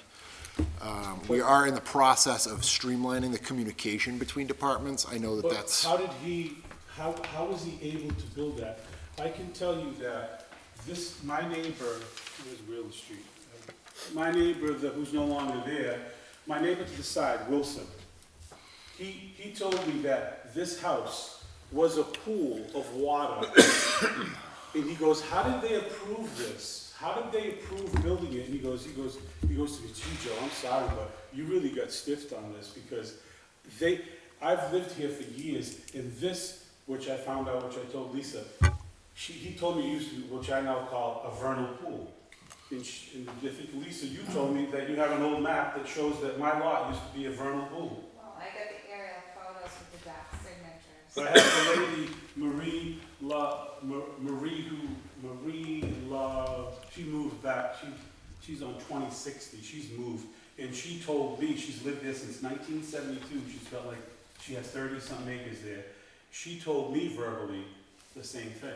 So what I wanna do is build a shed, and I find out from you, the project's approved 2019, you show up on September 5th, 2023 to advise me it's a wetland. Well, of course I'm gonna tell you. Yeah. I No, but wanted to see imagine- where your shed was gonna go, And you told me to build it you would approve it within 100 feet. outside the 100. Which put, of the tree line, which would put the shed on the, nearly on top of my foundation. So that to me, I was not, But you can still, I'm not saying you can't, like I said, I'm not saying you can't build the shed. No, I'm not saying you Right, need it, what but- we need is a permit application, but I think in order we also have to back up. Because what you guys need to realize is, there's no grass here, so There's a no- lot of this dirt is just running off. yeah, and there's We no, can go with that. yeah, and there's no grass there because the builder who was working on this, the original developer, I fired him because he was taking too long. I bought the house in August, and in spring of this year, he was still working on the project, so I fired him because of his delays. Yeah. I understand, but I think that I did my best to make sure, even with the fill there, I told him, do not go anywhere near the property. He stayed back. If you saw the stakes that are marked there, I stayed behind these stakes like 10, 15 feet, whatever it was. I understand it's not in the buffer zone in some areas, and he was there too. Well, we're more concerned with the 25-foot no touch and the 50-foot no build, I think, for this, if we're going to look forward and assume that maybe conservation did sign off with the building department, I don't know. Was there a verbal okay? I didn't see anything. Verbal okays. Verbals aren't good. I don't know what there was because it was before. Right, it was before your time, it was before my, it was before the time of the majority of the commission at this point, Yeah. so I don't know how the rest of the commission feels, but And my if it feeling would was be a that. verbal okay, and one of the other two went, I don't have any recollection of this at all. Neither do Can I ask a question though? So the building department shows up at my house with Mr. Grossi's complaint. At that point, when he was there serving Mr. Grossi's complaint, and I told him that the reason why the land was falling over to his side was because of the bobcat traveling that. So everybody, you don't need to be a PhD in land science to know that if a bobcat's there, that it's gonna cause the land to go over. So my point with that is that the bobcat was here to fix the grade and elevation in the back because my backyard was a swamp. And my builder, working with me, wanted to remedy the matter. So now I find out, well, if at that point, why didn't the gentleman, when I told him that I was fixing the grade because water was coming in my basement, his response was, that's what happens when they build houses in places like this. And I'm a new owner a new resident in this town, who pays $10,000 in taxes.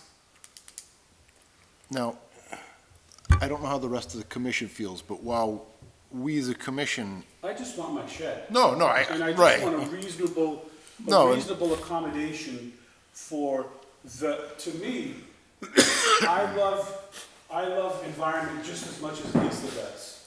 She's more passionately involved in it because she's on a commission and she has extensive training and education on it. However, in my estimation, I'm not a scientist, this whole area used to be wetland. So now how do you fix it? You've You got to don't set up fix it. rules. You're supposed to let it alone. Accommodations. Accommodations?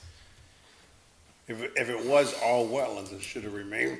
Right, but it's not, so now what do So so now what do we going do? forward, it's like we've got to protect the wetland that we know exists. So what I did suggest was maybe there's a way to deal with our 25-foot no touch and put posts up, maybe pull back some of the fill, boulders, some grass. So looking at a map, we don't know what we're looking at. Yeah, but Probably have to okay. go on site. right, so if we can find a We understand reasonable, there's something that went wrong.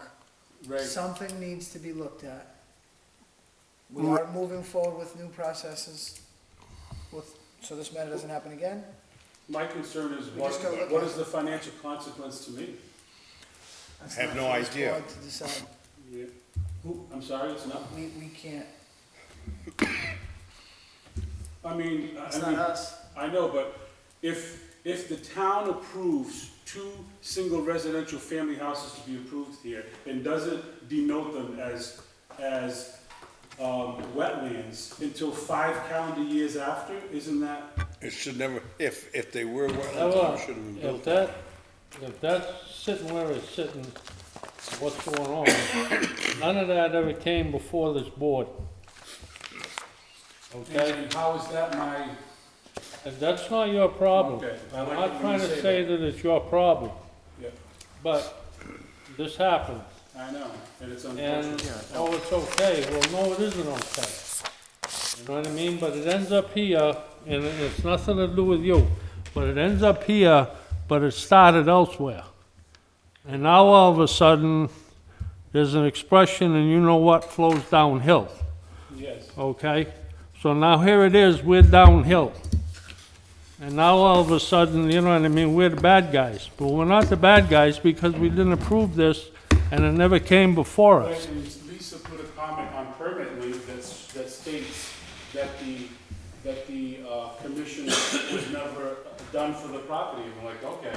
Right, yes. right, Well, now, I also told you I was investigating that. But what I want the commission to understand, a couple of things.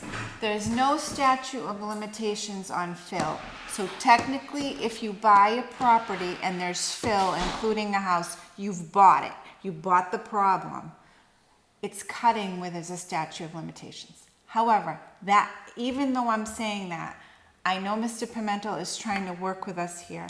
And I know he really wants his shed, and I know he wants grass. So if we could come to some happy median. Well, no, I of mean, restoring the 25-foot, giving him his shed. we're all willing to work with them. Oh, yeah, absolutely. But like I say, we Just do a gotta see site what's visit, there, we'll come to an Lisa, agreement. and where we can go. Can't say no, can't say yes, let's look at it. Yeah, I mean, like I say, we gotta find It's out not today.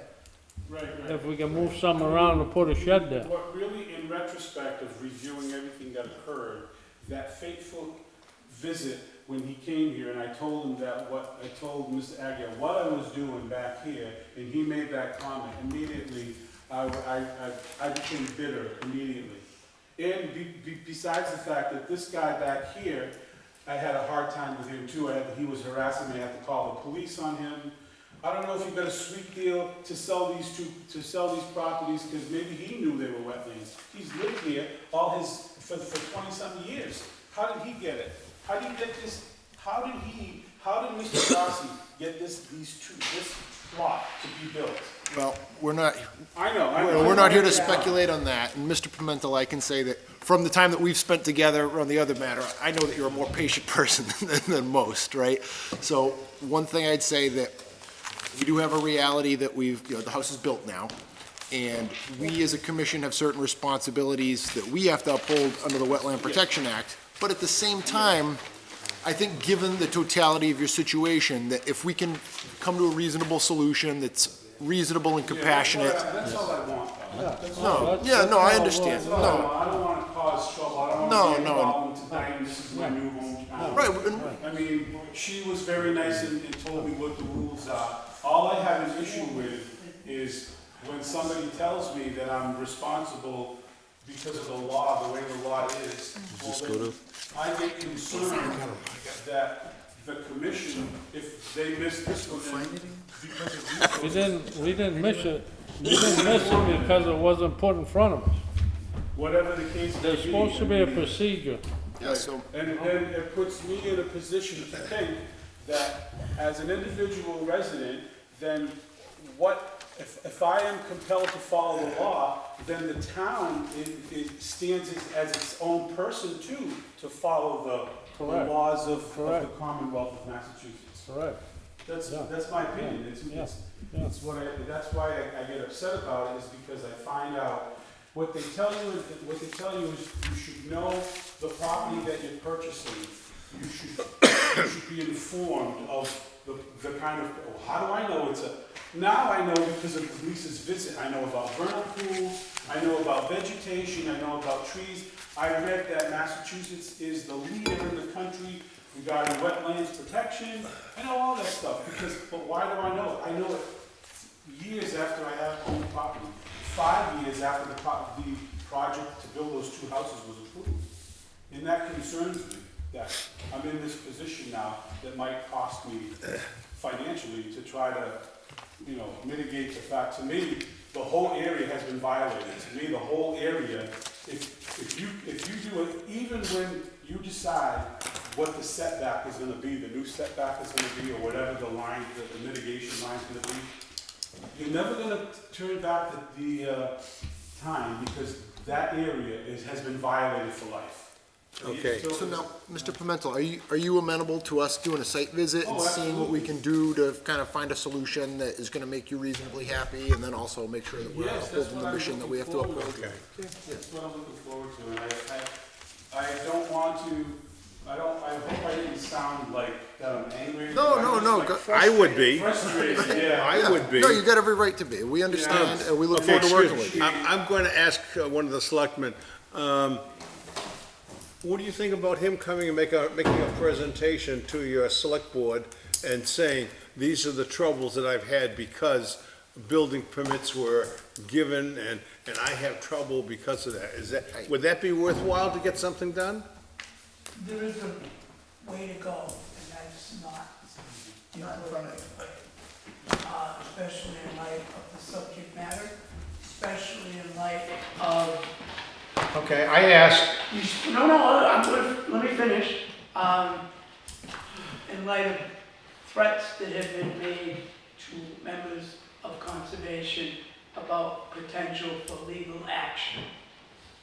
The correct way to do it would be to write a letter requesting to meet with Town Administrator Mike Mullen. I spoke to Mr. Mullen this evening on the phone, and he told me that he's not the governing body to make the decisions on this, and he said that he may have talked to some of these people here. He advised me that all he can do is try to work, is to say what those gentlemen just said now, to come up with an accommodation, because the genie's out of the bottle at this point. So my suggestion would be to write a letter of concern, complaint if you will, address it to Chairman Peter Karen, CC, myself, and Nicole Mellon. Can you repeat those names? Peter Karen, C-A-R-O-N, Leonard Hull, H-U-L-N. Hull? Hull. Yeah. And Nicole Mellon. Melville with one L or two? Two. Okay.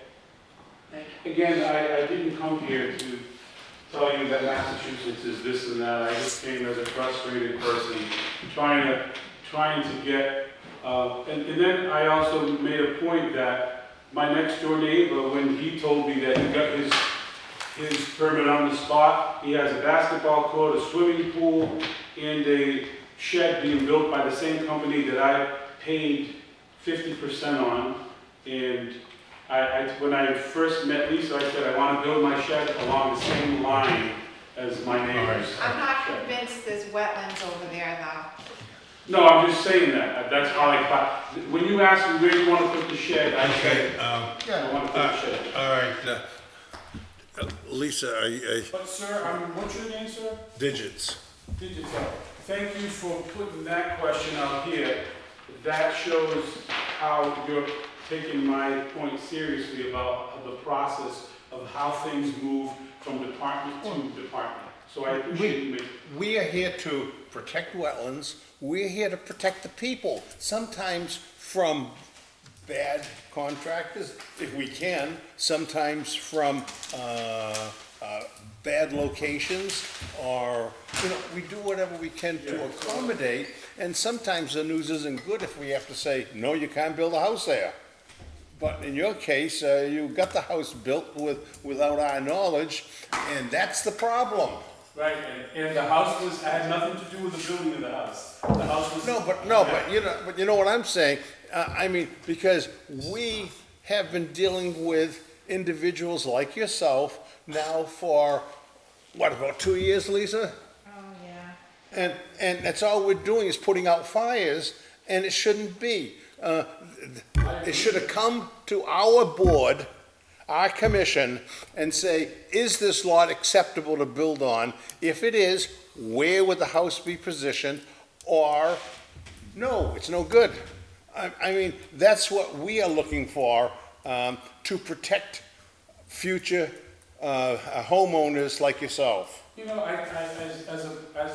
an accountant, I tend to be suspicious of a lot of things, and once I knew once she told me it was wetlands, and I became suspicious of the whole transaction, of how my rear abutter, and I know this is going on the record, and he's my neighbor, and I don't mean anything against him, how did he get the house built with all the neighbors around me telling me what it was in years before and Okay, I don't think we can speculate on that. No, we can't. That would Sorry, put us Rick. in a... Strike that from the record. All right, moving forward in a positive direction. Let's do another site visit. Thank you. Okay. Yeah. All right, let us go on, we're gonna go on to the next item. So let's set a date and time so we can tell him now, okay? Yeah. Thank you. All right. So when are you guys available? You wanna make it the same day that we're doing the other one? We'll just go from Well, site that would to- probably be best. Okay. So that's the 28th Thursday, the 28th. Yeah, at 11? 10? sure. No. Thursday the 11 28th? 11's good. That's because the Or- other one is at noon, right? The other one Yeah. at noon. Okay. Yeah, an hour, it's gonna take 15 minutes and we drive over. Is that September 28th? Yes, next Thursday. Does that work for you? Yeah. Okay. At 11 a.m. Yes, sir. And we'll be able to stay in we'll be able to give you a half hour, 40 minutes, Okay. and then we have to go to another site. Mr. Chairman, could I ask to be taken out of order, please? My name is Seth Cook, I'm on the bottom of the third page, and I ask because it's very similar nature. Bottom, Maris Lane, you said? 1033 Oak? Oh, okay, I got it here, 1033 Oak, okay. Is there a motion to take 1033 out of order and deal with it now? A motion to take 1033 Oak Street out of order. Second. All in favor? Aye. Aye. You're on. Thank you very much, I appreciate it. My name's Seth Cook. I run the Arbor program over at Bristol Aggie, so I teach at the local high school. 2021. Take care, thank you. I went and Bye, my Mr. wife Menthel. and I decided to put up a building at our property. We pulled a building permit, we went through the whole process. The way the history of the property was, it was a combined lot. The gentleman that sold it to us kept the wooded portion and sold us the house lot. So that was fine, pulled a building permit, we got our building permit, we put the building up.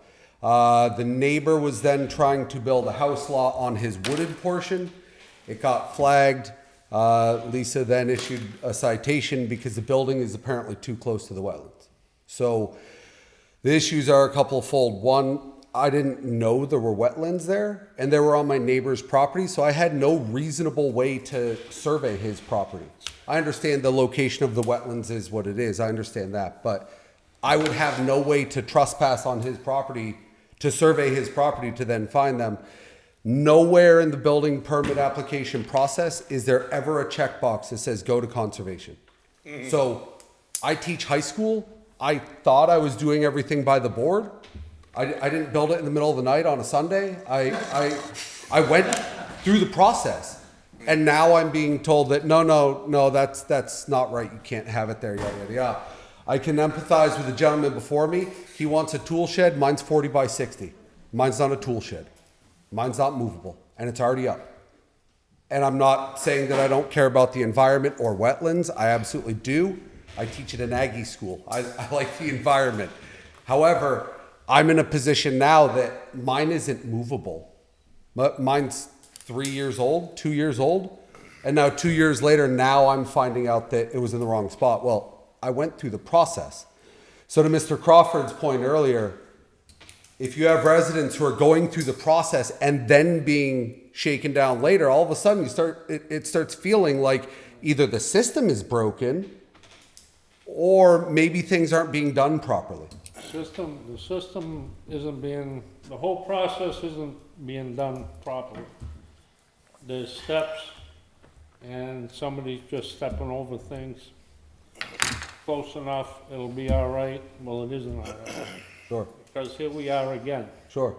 You know what I'm saying? You're not you're the second one tonight. We've had other fires we've put out. Some are easier to put out. Right. Others, and we got a couple that are still burning. Sure. I'm gonna start by recommending that you write a letter to the selectmen and say that they have a broken process whereby building permits are given in the wetland area without due respect to wetlands. My legal counsel is already drafting that letter. Very good. It'll be delivered. Very good. Can you make sure we get a copy? Yes. Thank you. So I'm here. I reached out to Lisa when I got the citation. I said, where do we go from here? What's the forward step? She said, come to the meeting. So here I am. It was more than a tool shed. So we're in for a penny, in for a pound, if you will. It's it was an expensive adventure to get to this point, and they don't move. So I guess my question is now, again, trying to find a reasonable way forward and trying to find a reasonable solution to a problem that we find ourselves in. I think, And I'm sure that Lisa's going to do her best to accommodate, and you may be doing a little bit of replication. sure. Am I Yeah, correct on? yeah, I just want to clarify, so I can't work for you. Right. I can help guide you in the right direction, but I think at this point, if you can't, so avoidance is always key, all right? So we can't go back in time, we can't avoid it. We can't minimize impacts because we can't move it either. So we have to think about mitigation somehow. So is there any place in your yard, on your property, adjacent to the wetland, where you could consider creating a no disturb zone of some sort? And I'm not asking you to answer this right this minute. I can answer you, yeah. Yeah. There are areas on the property that, well, I teach at Aggie School, I like woods. So there's plenty of undisturbed areas that aren't mowed, that aren't grass, that, you know, we could find a solution to. Some of them are a little bit upland, it's very rocky, so creation of that is gonna be an issue. And then you start looking at, as the gentleman said before, the financial implications of that. That if, It you might know, just be an area that you just revert to let grow back, and Yep. maybe we have these little placards now that we have, so like future generations, we have them put on posts or split rail. Some towns do split rail. I don't care what you wanna do. You wanna do posts or split rail, but maybe we could come to some conclusion about we probably should do a site visit. You know, That's, and I mean, it. Yeah, I know, I've been by there and, Yeah. you know, it's sort of on the way if you go to take a shortcut through DR. Yep. So I don't know if there's like a way, the other thing is, Would hiring a botanist be part of this too? a wetland scientist to help you come up with some sort of a mitigation plan, and I'm not saying they have to flag the wetland. We can actually use, they can use the aerial photo to, I know the wetland goes off-site. And unfortunately, it's gonna cost. Yep. But it really should be like, this should be, a notice of intent after the fact with that wetland scientist that shows some sort of mitigation. So that's what we're gonna be looking at for you. His house is outside the 100-foot. He's not willing to remove most of the fill, the gentleman before you, but will most likely remove some of the fill, I think. So the shed is going to, his new shed's gonna require some sort of filing, but we're not there yet. We're already there. Yeah. We're already built. Oh, we're way past there. We're way past there. See, we have a 50-foot no bill. We have a 25-foot no. I read the so- citation you gave me. I read the whole thing. Okay. I get it. But Yeah. again, you signed off on it, and I mean the collective you, not this board, but the collective And you. and I wasn't here then. Well, Actually, I was here in 21. Yes, 21. I was here. So I don't know how that happened. Okay. You know where you're headed then?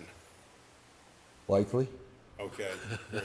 So, Thank sounds you. like, to reiterate, just for my own edification, it sounds like from what Lisa said, that we'd be looking for an after-the-fact notice of intent, and then Yeah. maybe resultingly, we'll work with a wetland scientist to just come up with a remediation plan of Yeah. some kind. It sounds like you've got an idea of what you would either let grow back, or what you would wanna do for a restorative planting. Sure. So. I those will ideas- explore the cost of those. Yeah. So what it is, it's the notice of intent application form on the Mass DEP site. So if you just Google that. Yep. And there's a full packet of instructions. Okay. Do you have a site plan? Do you have like a survey of your property? Yes. Okay, Yep. so whoever you worked with for the survey Yep. could typically do something like that much cheaper than you hiring someone new, Yep. you know? Okay. But did you guys want to do a site visit, or you want to wait until we receive something from him? Let's wait till we Right, receive it something. sounds like the majority of the wetlands on the neighbor's property anyway, is that right? To my belief, yes. So, I haven't I haven't had it surveyed, so I can't speak firmly on that, but Sure, sure. when I moved in, it was all trash and disgusting gross that I cleaned up, and then now my property is neat, but here we are.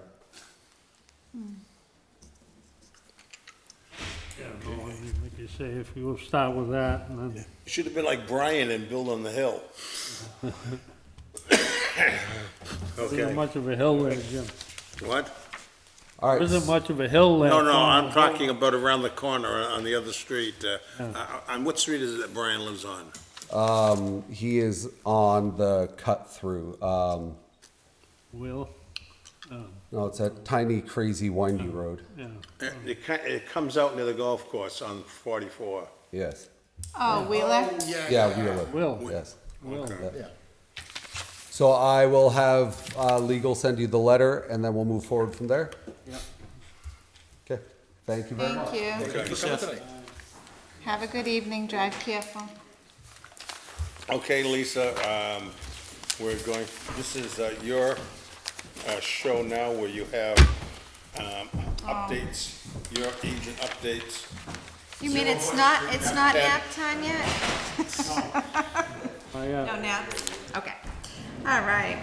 0 Horton Street. So we have received a restoration plan, yesterday. Ooh. So actually I gave a waiver to the, engineer who had it almost complete last Thursday, and I told him I wouldn't be looking for it until this week, so he had a death in the family. In any case, we received it. I haven't looked at it yet. Okay, but We're it's gonna have a it's going site in the right visit. direction. Yep, we're probably gonna have a site visit next week, me and the, Okay, and the wetland scientist. And then. that's the one near the church. Yes, Okay, so that's positive progress forward. too many zeros. 2371 County Street. So we didn't wanna keep waiting for Okay, DEP. County Street, Lisa? Yeah, we didn't wanna keep waiting for DEP, so, and we had talked about maybe starting to fine him, so I sent him a warning letter about the possible fines, requesting a satisfactory plan by tomorrow, which we have not received. So we have to make a decision what the next steps are. Well, this is, he has been very ornery or when we were there. And this goes back, what, a year plus? 2 years, You too know, long. much too long. I suggest that we send him a fine. Now, you gave him a date, the 22nd, Okay. tomorrow. Okay, so. Now, the only that thing could- I didn't do, which Mrs. Goulart reminded me, was I should have copied his attorney. Does he still have the attorney? That attorney was very upset with him. I don't know.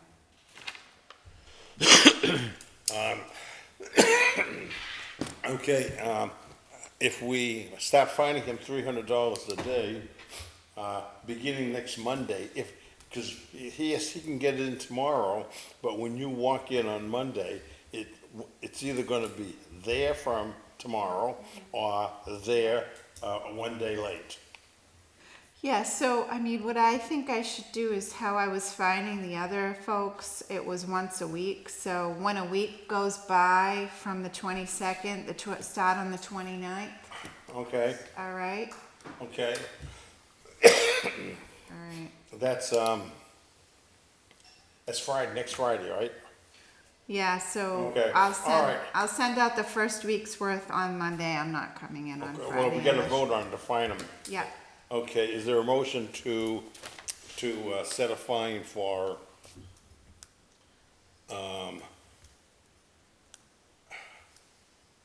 you don't have his name here. 2371 Hold on. County Street. I've got the file here if you want me to Okay, fill up the, To the owner, the owner of 2371 County Street. yeah, that's fine. Okay, go ahead, Jack. I make a motion that we start, legal procedures on 2371 County Street, effective, 9/22? 9/23/23. Do we need a fine amount in the motion? $300, yeah. Yeah, it's usually. A fine of $300. I'm not sure if is that a legal proceeding or, What is it? In your bylaw. okay, all right, that we find, that according to the bylaw, Section X. we find the owner of 2371 County Street. County Street, At the rate of $300 per day for non-compliance. Yeah. Chairman, point of order, it's owners. You remember the site visit? Yeah, It's owners. He occupies the site. He's listed with his sister on that property. owners. Owners, Okay, which means the letter has got to go to the sister also. Okay. okay. Thank you, Nancy. Okay, so. The now- letter did go to the sister, but I got a call back and she said she didn't own it anymore. I don't know. Check with the Board of Assessors, they'll tell you who owns it. Yeah. Definitely. Okay, so the motion is by Jack to, Start a legal procedure on 2371 County Street. find the owners, By the, finding the owners, $300 a day, for non-compliance. yeah, for non-compliance. Is there a second? Second. All in favor? Aye. Aye. All right, 1035 William Street. I don't know what we want to do here, if we want, what do we want to do? I mean, should we issue him an enforcement order now that he has an unpermitted structure? We could do an enforcement order and say that he must, comply with wetland regulations. Although, didn't he file a notice of intent with us? Yeah, we denied it. Okay. Oh, because he wanted to, he refused to, alter the driveway Yeah. out of the 25-foot no touch. Right. Well, then, right there, if he has not complied, he is at fault. We should start, saying this week that if he does not have, A letter or an enforcement order? He threatened to take us to court, so just send him a letter, and then I'm sure his legal team will notify us, so, that we're gonna, Okay. non-compliant on his part.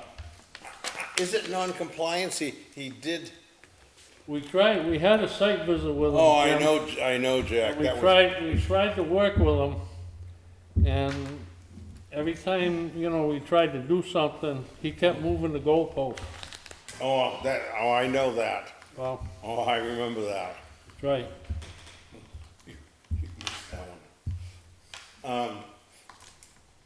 Okay, so, and if we do an enforcement order, we're gonna say he must comply by removing his driveway out of the 25-foot no-touch zone.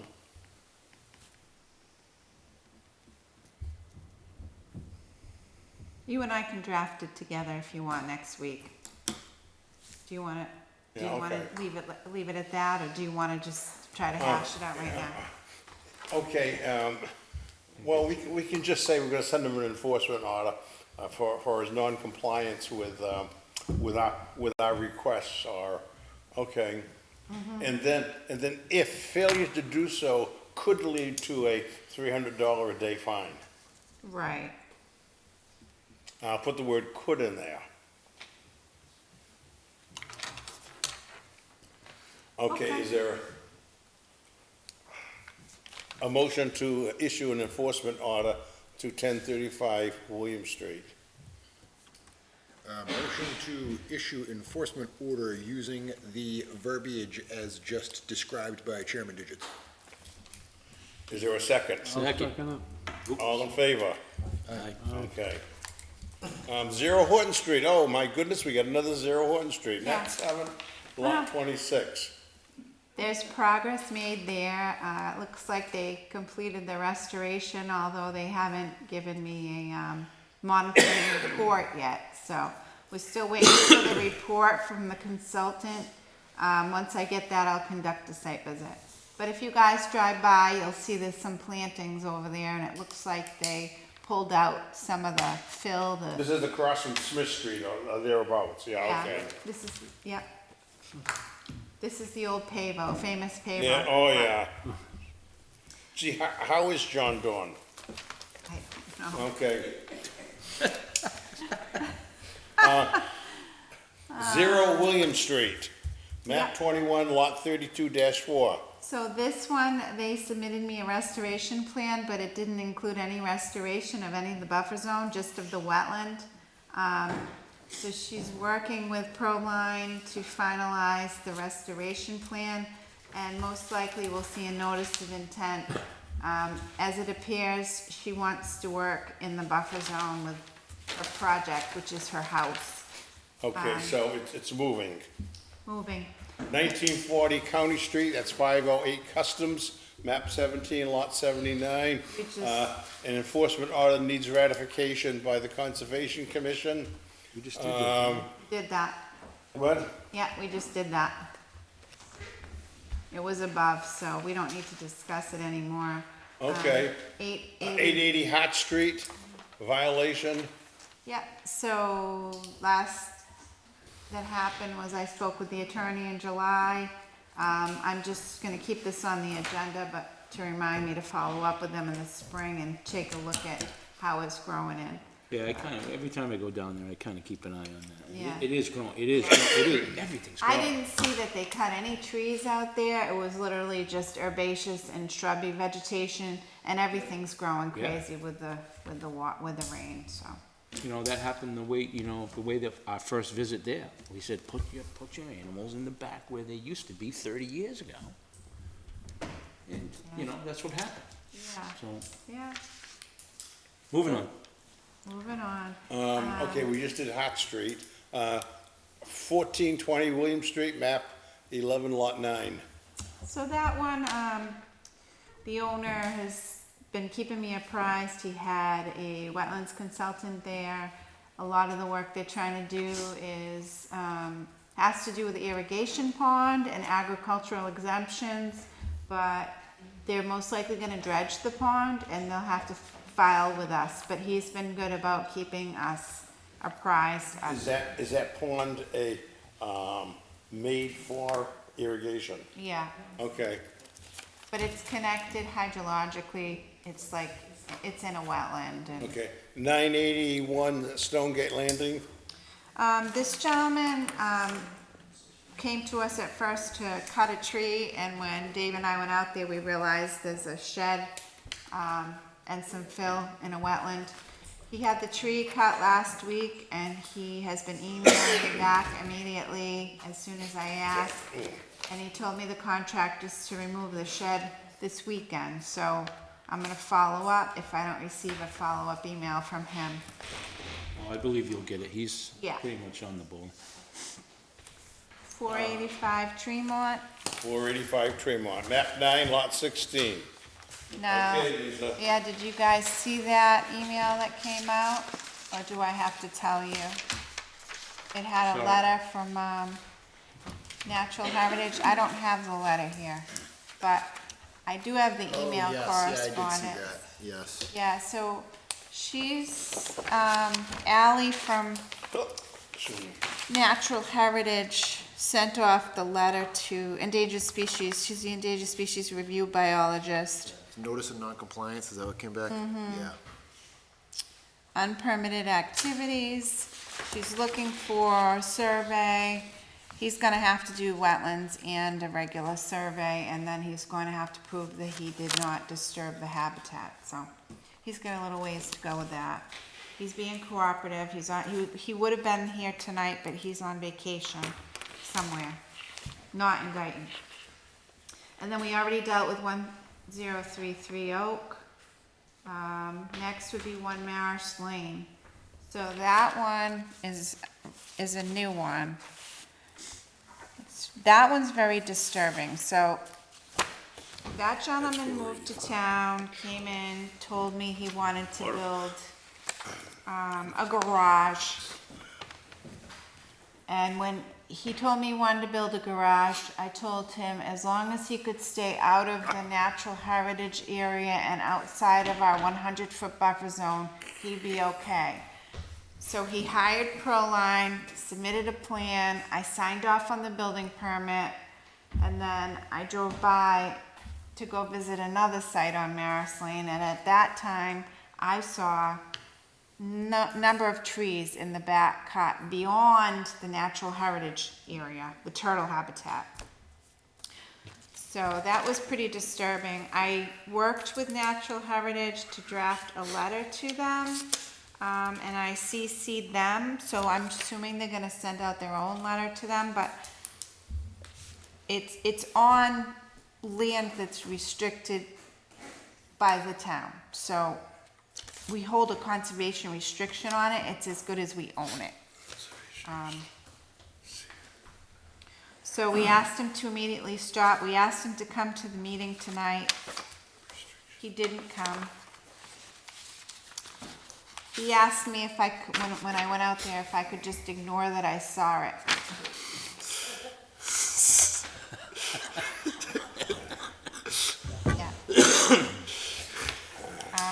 Okay. What was your response? I said, we can't do that. Actually, did I say, I didn't say to come to the meeting. Oh, wow. No, I said, this is, so you guys must have received a copy of this. Did I send you guys a copy of this letter I sent him? I don't believe so. Sorry. Lisa, we got this letter here now. Oh, wait, okay, so I'm not done with this. So anyways, I just want to tell you what I demanded in this letter. The damage to this conservation restriction area shall be restored.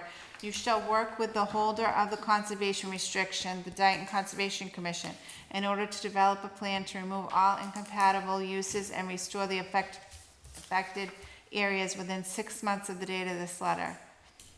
The Division of Fish and Wildlife shall receive a copy of the plan to review and approve. So I had specifically told this gentleman that he is not to cut any trees out there. And now there's fill and there's cutting in the restricted area. Lisa, they're a candidate to put those signs up too. Which signs? Conservation area, those discs. Yeah, well, there were turtle habitat signs. Okay. Oh, and they just ignore it. Moved them, cut. Okay, Said pretend I didn't see him. yeah, that's awesome. Don't crucify me, is what he said. Lisa, I'm looking at the letter here, building department. I think we should also have selectmen on it. Lenny, I drafted a letter. Everything I've heard tonight, absolutely.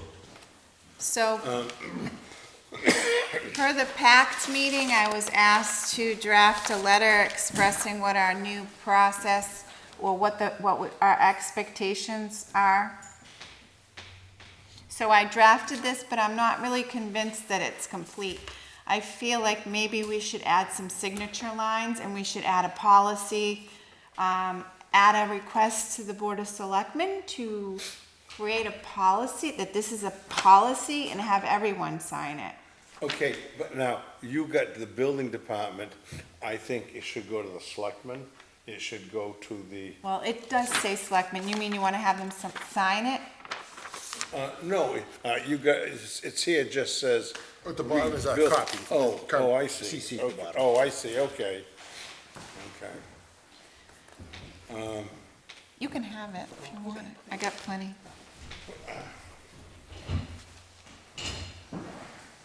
That's up to you guys to discuss. I know you might want to digest it. I don't, Well, our request is very simple.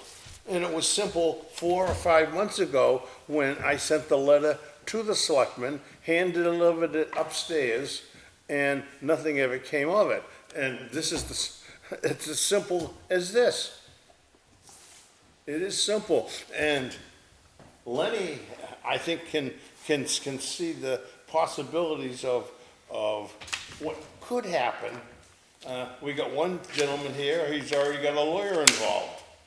It's important that this body do due diligence document and inform the Board of Selectmen and the building department your concerns. But this is it, Lenny. To mitigate it. This is it. Our job is not to write policy. Our job is to tell you the problem and what has to be done, and whether it's you or whether it's Mike has to write the policy, then you people have to accept it. And then it's gotta be enforced. Because, I mean, how many of these have you been witness to? At least 4. At least 4, that's correct. 2 tonight. Oh, wait a minute, we got one that's on William Street, 1035 William Street. We had one down on the river. We had, I don't know how many more. They're all over the place, and it shouldn't be. And the town is going to become liable for this. Yes, we heard 2 people this evening. Yeah. I have a thing. It's getting tired, Leonard. Like, was it Mr. Phillips? He's over talking us. We had nothing to do with his building site. We had nothing to do with Oak Street. Oh, do you mean Mr. Pimentel? Well, Yeah. whatever, up there on Wheeler Street. Yeah. Guy that was over here. We had nothing to do with that. We didn't sign off on that. We never saw the plans. We never saw the plans. I don't know if Charlie did though. Wait a minute, but Have you got something with a signature? Verbal is nothing. No, Anybody can verbal say, is nothing. he said verbal. I If it's don't- not in writing, it's not valid. Yeah, but the whole thing is, you know what I mean? Everybody like, oops, we messed up, well, let conservation straighten it out. I'm all done with conservation. If it's not wet and we screwed up, we'll straighten it out. But we didn't create any of these problems. It's coming from other places, and now they want us to take care of it. Well, it's not up to us to take care of it. Because somebody else made a mistake. But a lot of time is being wasted by this commission and Lisa, especially Lisa, trying to put out fires, and that shouldn't be. When we lose her time, that is horrendous, because she's only part-time, and we need her. And to be putting out fires is not her job. It's not our job, because we've all been running to all these locations on, I've been once or twice to William Street and to Oak Street and to County Street wasn't part of this deal. You did go to county, but that wasn't, yeah. No, it wasn't part of but down by the river and elsewhere. It just shouldn't be. So anyway. Jason, you We're were not- gonna say we- something. I was gonna say something. We don't, we're not the bosses over the department. Nothing against you, but you and 2 others, and we have a town administrator. And he's the boss over everybody. So it starts with him, then it comes down to you people, and then it goes down through the thing. Actually, Mr. Crawford, it's the other way around. The Board of Selectmen is Mr. Mullins' boss, not the other way around. Well, whatever, Leonard, but you know what I mean? Yeah. It's not up to us, I have one. for all these rules and regulations, We're just a volunteer board that's trying to enforce state and federal wetland regulations. That's all. And local. And local. Yeah, and local, but I mean, it all starts at the top and comes down, so. Okay, Jason's speaking So now. one thing that I'd like to say that I thought of tonight, in remediating these multiple issues, if we say yay to you, nay to you, because we don't like that, we're gonna start a shit storm. So finding We don't do a that. common ground of what we're gonna say to needs to be determined, not in front of the people, but amongst us, in a sense that we don't make this a bigger issue. Point of order, violation of the open meeting law, that statement that was just made. Don't go any further with that. Okay? Okay. Yeah, you have to say it in a public forum, and we are being Okay. recorded right I now. apologize. Yeah, you have. Well, he didn't say it privately, he said it in public. And the only thing like this is this and that, 25 feet's 25 feet, whether it's you, whether it's him, whether it's Nancy, whether it's me, you know what I mean? And it's, well, it'll be okay. No, it won't, because once you say it'll be okay, that's the total end of it. You know what I'm saying? Oh, well, you did it for this guy, you did it for that guy, well, you know. Our bylaws are not extensive, but they got key items in it. So with one of the Williams sites, that the shed is in the zone, if we don't see it through for one, what do we do for the next guy? You But if mean he's 1030 60, 80 feet away. 1033 That's 1033 With the large garage, right? Yeah. So if we don't enforce it for one, and we do it for We the have other. to be consistent. Right, we have to be consistent because. That's all I'm saying, that's all I was bringing to attention. The problem is that they've already built in our 50-foot no built. Right. That's the problem. So now we're requiring an after-the-fact permit for something that we wouldn't have already permitted. We wouldn't have permitted that. So that's why we're saying you need mitigation. That's what I'm saying, make sure we have an even slate of what, and how we're gonna handle these issues that's understood, and it's straightforward from there. And then we move on to new, this is how it's gonna be, so we don't deal with this again. We've gotta come to some way of getting past the old, legally, however it is, so the lawyers don't get too. Oh, they could. Okay, let's look at this letter then. Is this letter sufficient, or, I mean, this one here is to Jim Aguirre, it's to him.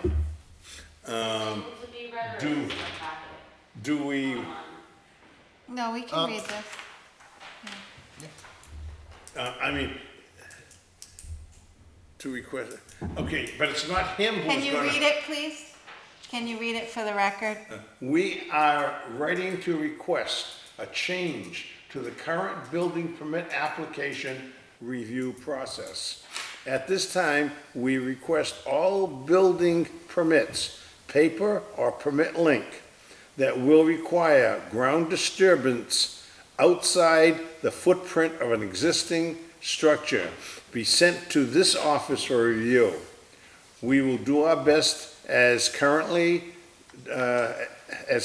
do with permit link to review all within 1 week of receipt.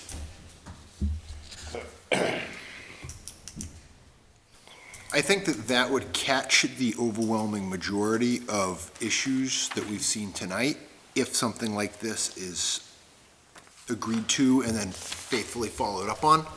Because I think that the issue is that we've got a gap of communication, right? We have an instance where we have this siloed communication between departments, and I think that's the gap that we're trying to bridge. I'm not casting blame in any direction because I don't care about what happened yesterday. I care only about what happens tomorrow.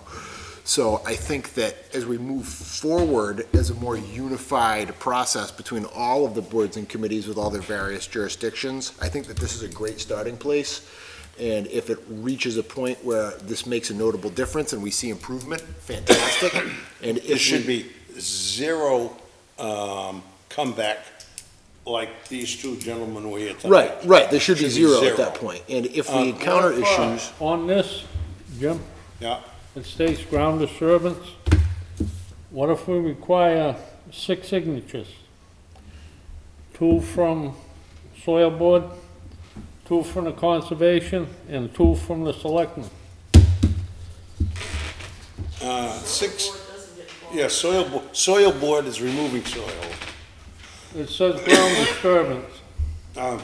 If we just have Well, how about 4? building, 2 selectmen, conservation, 2 selectmen selectmen. and conservation. But we need that order. The order, by order, I mean the law, the town law. We have it now, Jim, but it's not being followed.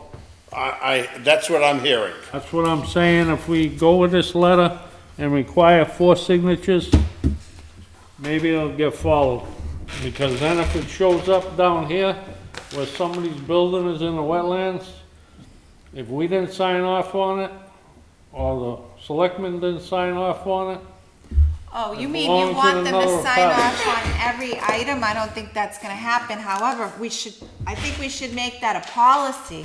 That letter should be a policy that the whole time, that everybody knows. That's why I said the selectmen should vote on it and it should get it should get added into the policy book. yeah. Right. Well, I mean, if that's the way we gotta control it, Lisa, we You know- gotta do something. You know, and if you want to change something like this, this has got, I think, the proper wording. I mean, and I don't remember what I sent you, Lenny, back 4 months ago, but you people got it, you should be on record what I sent you, that we need, you know, I mean, it's really quite simple. Here's what you have to do it. What is the procedure for policy change in regards to something like this? The Board of Select, 2 votes. How does it have to be presented? Someone, and I'm going to. Okay. Put it on the agenda, requesting that a policy be created. Okay. That Thank you. policy would read, as I'm going to present it, all building permits, paper or permit link, will require ground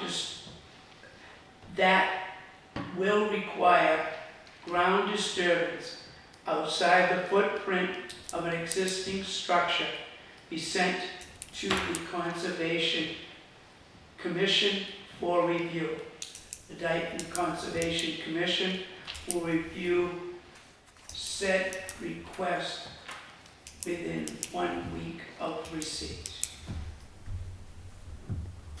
The only thing I changed was I took out do our best to will respond. I mean, but what you have to realize is I'm only part-time staff. Okay. Okay, let's put approximately 1 week. Yeah. Because Lisa is part-time. I mean, she's getting pulled in all different directions. Hopefully, this will save her a few hours a week Yeah. to do her job, rather than, okay, approximately 1 week.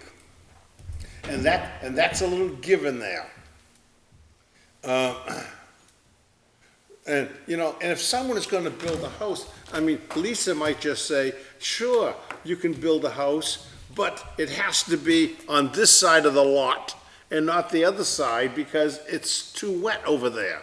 Or you have to stay 100 feet from this area, you know, for Or septic tank. a lot of times or- I say, your site contains wetlands, you need to get it Okay. flagged and filed with the conservation. That's the best way to do it. No, That he way just it- changed it. There was. No, something else. So the wording states ground disturbance outside the footprint of an existing structure. Yes. So what if there's no structure and they want to do some work? Doesn't that encompass that? For me to I understand don't know, that. you guys tell me if we need to reword it. So to me, it says if there's only a structure outside of an existing structure. Yeah, outside the footprint. So if there is no existing structure, any structure that they wish to build would be inherently outside of the footprint of an existing structure. I'm not the Down- best. Down by the river, the 3 Mile River on Old Somerset Avenue, the guy came here with that old house and he wants to rehab it. He says, what permits do I need? And I said, well, what do you plan to do? And he wants to stay right there on that wall. And I says, well then, you don't really have to. If you're gonna stay on the existing foundation, you're not altering anything. Yep. You're not altering the land. You know, you might with your equipment, but then you can rehab it. Okay. I think that- Lenny, do I have to do anything with this, sign it, and send it to you, or is that just gonna be sufficient? Oh, no, for the public record, I would like a copy sent. Okay. Well, we could say outside or in absence of. Does that make sense? Outside or in absence of? We will do our best. Ground disturbance. Yeah, Yeah, but I don't want, Okay, we will do our best with, Yeah. okay. we could just, It was a tough read for me. okay. I mean, I understand what the objective was prior to reading the letter, but to read I it. just, All right, we could remove, I oh, just took out 3 words, as currently do. I wasn't, that seems to be, and I don't know, that should go to the selectmen, not to Jim. yeah, okay. Mr. Chairman, I think we've got input from Can I Mrs. make a Goulart. suggestion instead of ground? Wait a minute, if I say no, you still gonna make it? We're looking for associate members. No, I'd be in conflict, I got too many other titles. No, does that say ground disturbance? Yeah. Yes. I recommend you change it to land disturbance, because if you say ground disturbance, somebody means, as long as I don't dig up anything, I'm set. You cut trees, you disturb land, and the land disturbance goes along with the definitions that are in the stormwater. Okay, good point. Yeah, that's true. So it's not ground, it's land disturbance. And a shed with no foundation wouldn't be ground disturbance, but it would be land disturbance. Yeah, Because some people say, I didn't dig anything. You heard reference to, we're not cutting the stumps, we're not disturbing the land. That was from an engineer. I did that 2 nights in a row, and I thought, you don't know what you're Okay. talking about. so do we Are wanna? we all set? No, we're not. Do we wanna remove, the footprint of an existing structure? Outside the footprint of an existing structure and add in land instead of ground? I would just say any type of land disturbance. That will It keeps it broad, require, it keeps it basic to someone that has my reading capabilities to cover the broad spectrum of know if I'm touching my land. well, this isn't going to the owners, this is an interdepartment thing. Who do we But want the- it to the be broad- addressed to? Yeah, I think that some potential pushback that might be anticipated would be if there was a trench permit. yeah, but a trench permit would need one under the local bylaw. Oh, that's true. Okay, all right, never Because, mind. well, this is the thing, if it's a trench permit in a roadway, I'm gonna say no. But if it's a trench permit along the street, yes, you probably need some erosion controls. Not that you need a permit, but we wanna at least review to see if you need a permit. A lot of times utilities are exempt. Okay, fair. But who do we wanna address it to? Board of Selectmen, I would say. Yeah, Board of Selectmen, not Jim, because the Board of Selectmen are gonna be the ones who Implement it. thank you, and, who write it. It's a town policy. Yeah, could we change the first sentence, or rather, we are writing to request a change to the current building permit application review process? Could we change that to say we are writing to request an implementation of a policy pertaining to the building permit application process? An implementation Of a policy. of a Were you an English policy. major? We'll give it away. Of a policy to the current building permit application review process. At this time, we request all building permits, paper or permit link, that will require land disturbance be sent to this office for review. We will do our best with permit link to review all within 1 week of receipt. Is that what we want to say? Addressed to the Board of Selectmen and CC'd to the building department? Sure, I think that's better. So you want to include do our best? Well, this would just be in the letter to the Board of Selectmen requesting the implementation of a policy. Oh, yeah. Yes, Nancy? Policy that was updated with our first town administrator.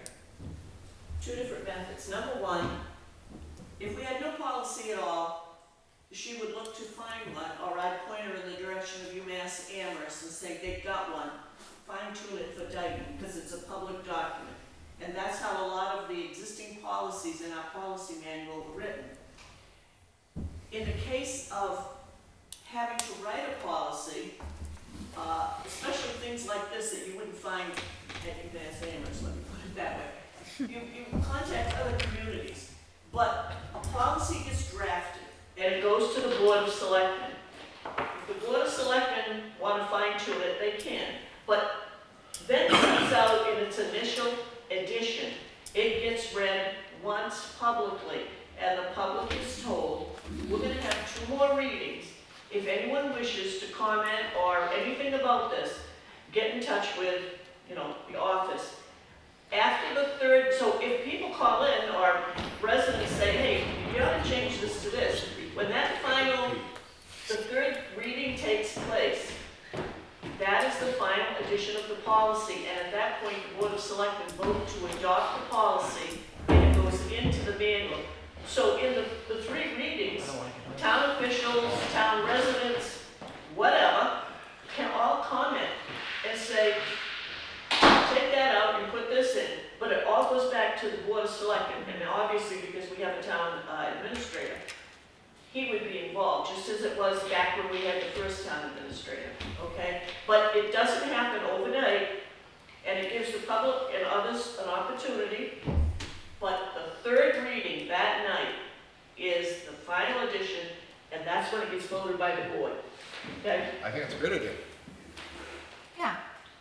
So is it a It good gets put thing? online too, so that people can read it online.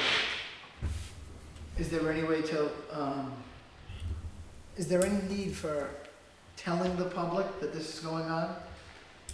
Yeah, you have to, because it's It by has to, it's gonna be a town policy. I know, but how does it get told to the public? It'll be read At in the the select meeting, it'll be in the selectmen's It'll be an meeting agenda packet. item at a Board of Selectmen's meeting. Okay. It can be, when they send out packages, the attachments to their agendas, it can be posted online as a policy, first reading, there will be a second reading, and they list the date of the meeting. You do these at the regular meetings. And it's gonna take 3 meetings, which is like 6 weeks by the time you get to vote. There is ample time, and that's why you do this, you spread it out, so that, any town employee, appointed, elected official, resident, anyone that wants to comment will have an opportunity. Right, others might see things that we don't, or I'm sure Mr. Digits would agree that this matter has gone on way too long. And it is time for the town leaders to show leadership. This was an embarrassment again this evening when residents come before us.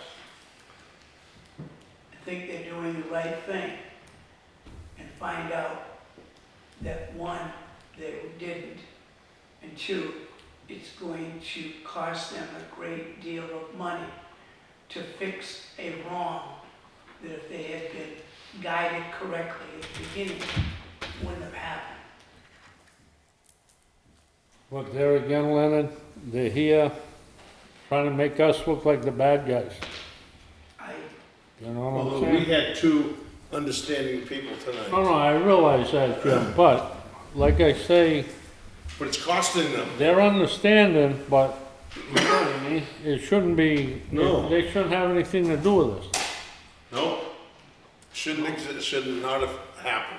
No. Okay, we finished, I'm ready to close the meeting.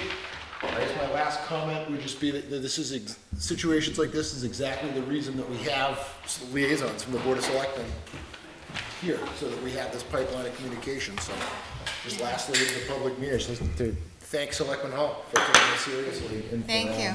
for being so proactive to introduce the policy change, And so thank you very much. Nancy. Of course, always thank you very much to Mrs. for Goulart as knowledge well. and corrections. Maureen, my secretary ordered you one. Do you, No. She thought- Lisa, you gonna take these? Lisa, you gonna take these? We're gonna have to get a pin for you. Thank you. Lisa, you gonna take these and bring them to each meeting? Yeah, I guess so. Okay.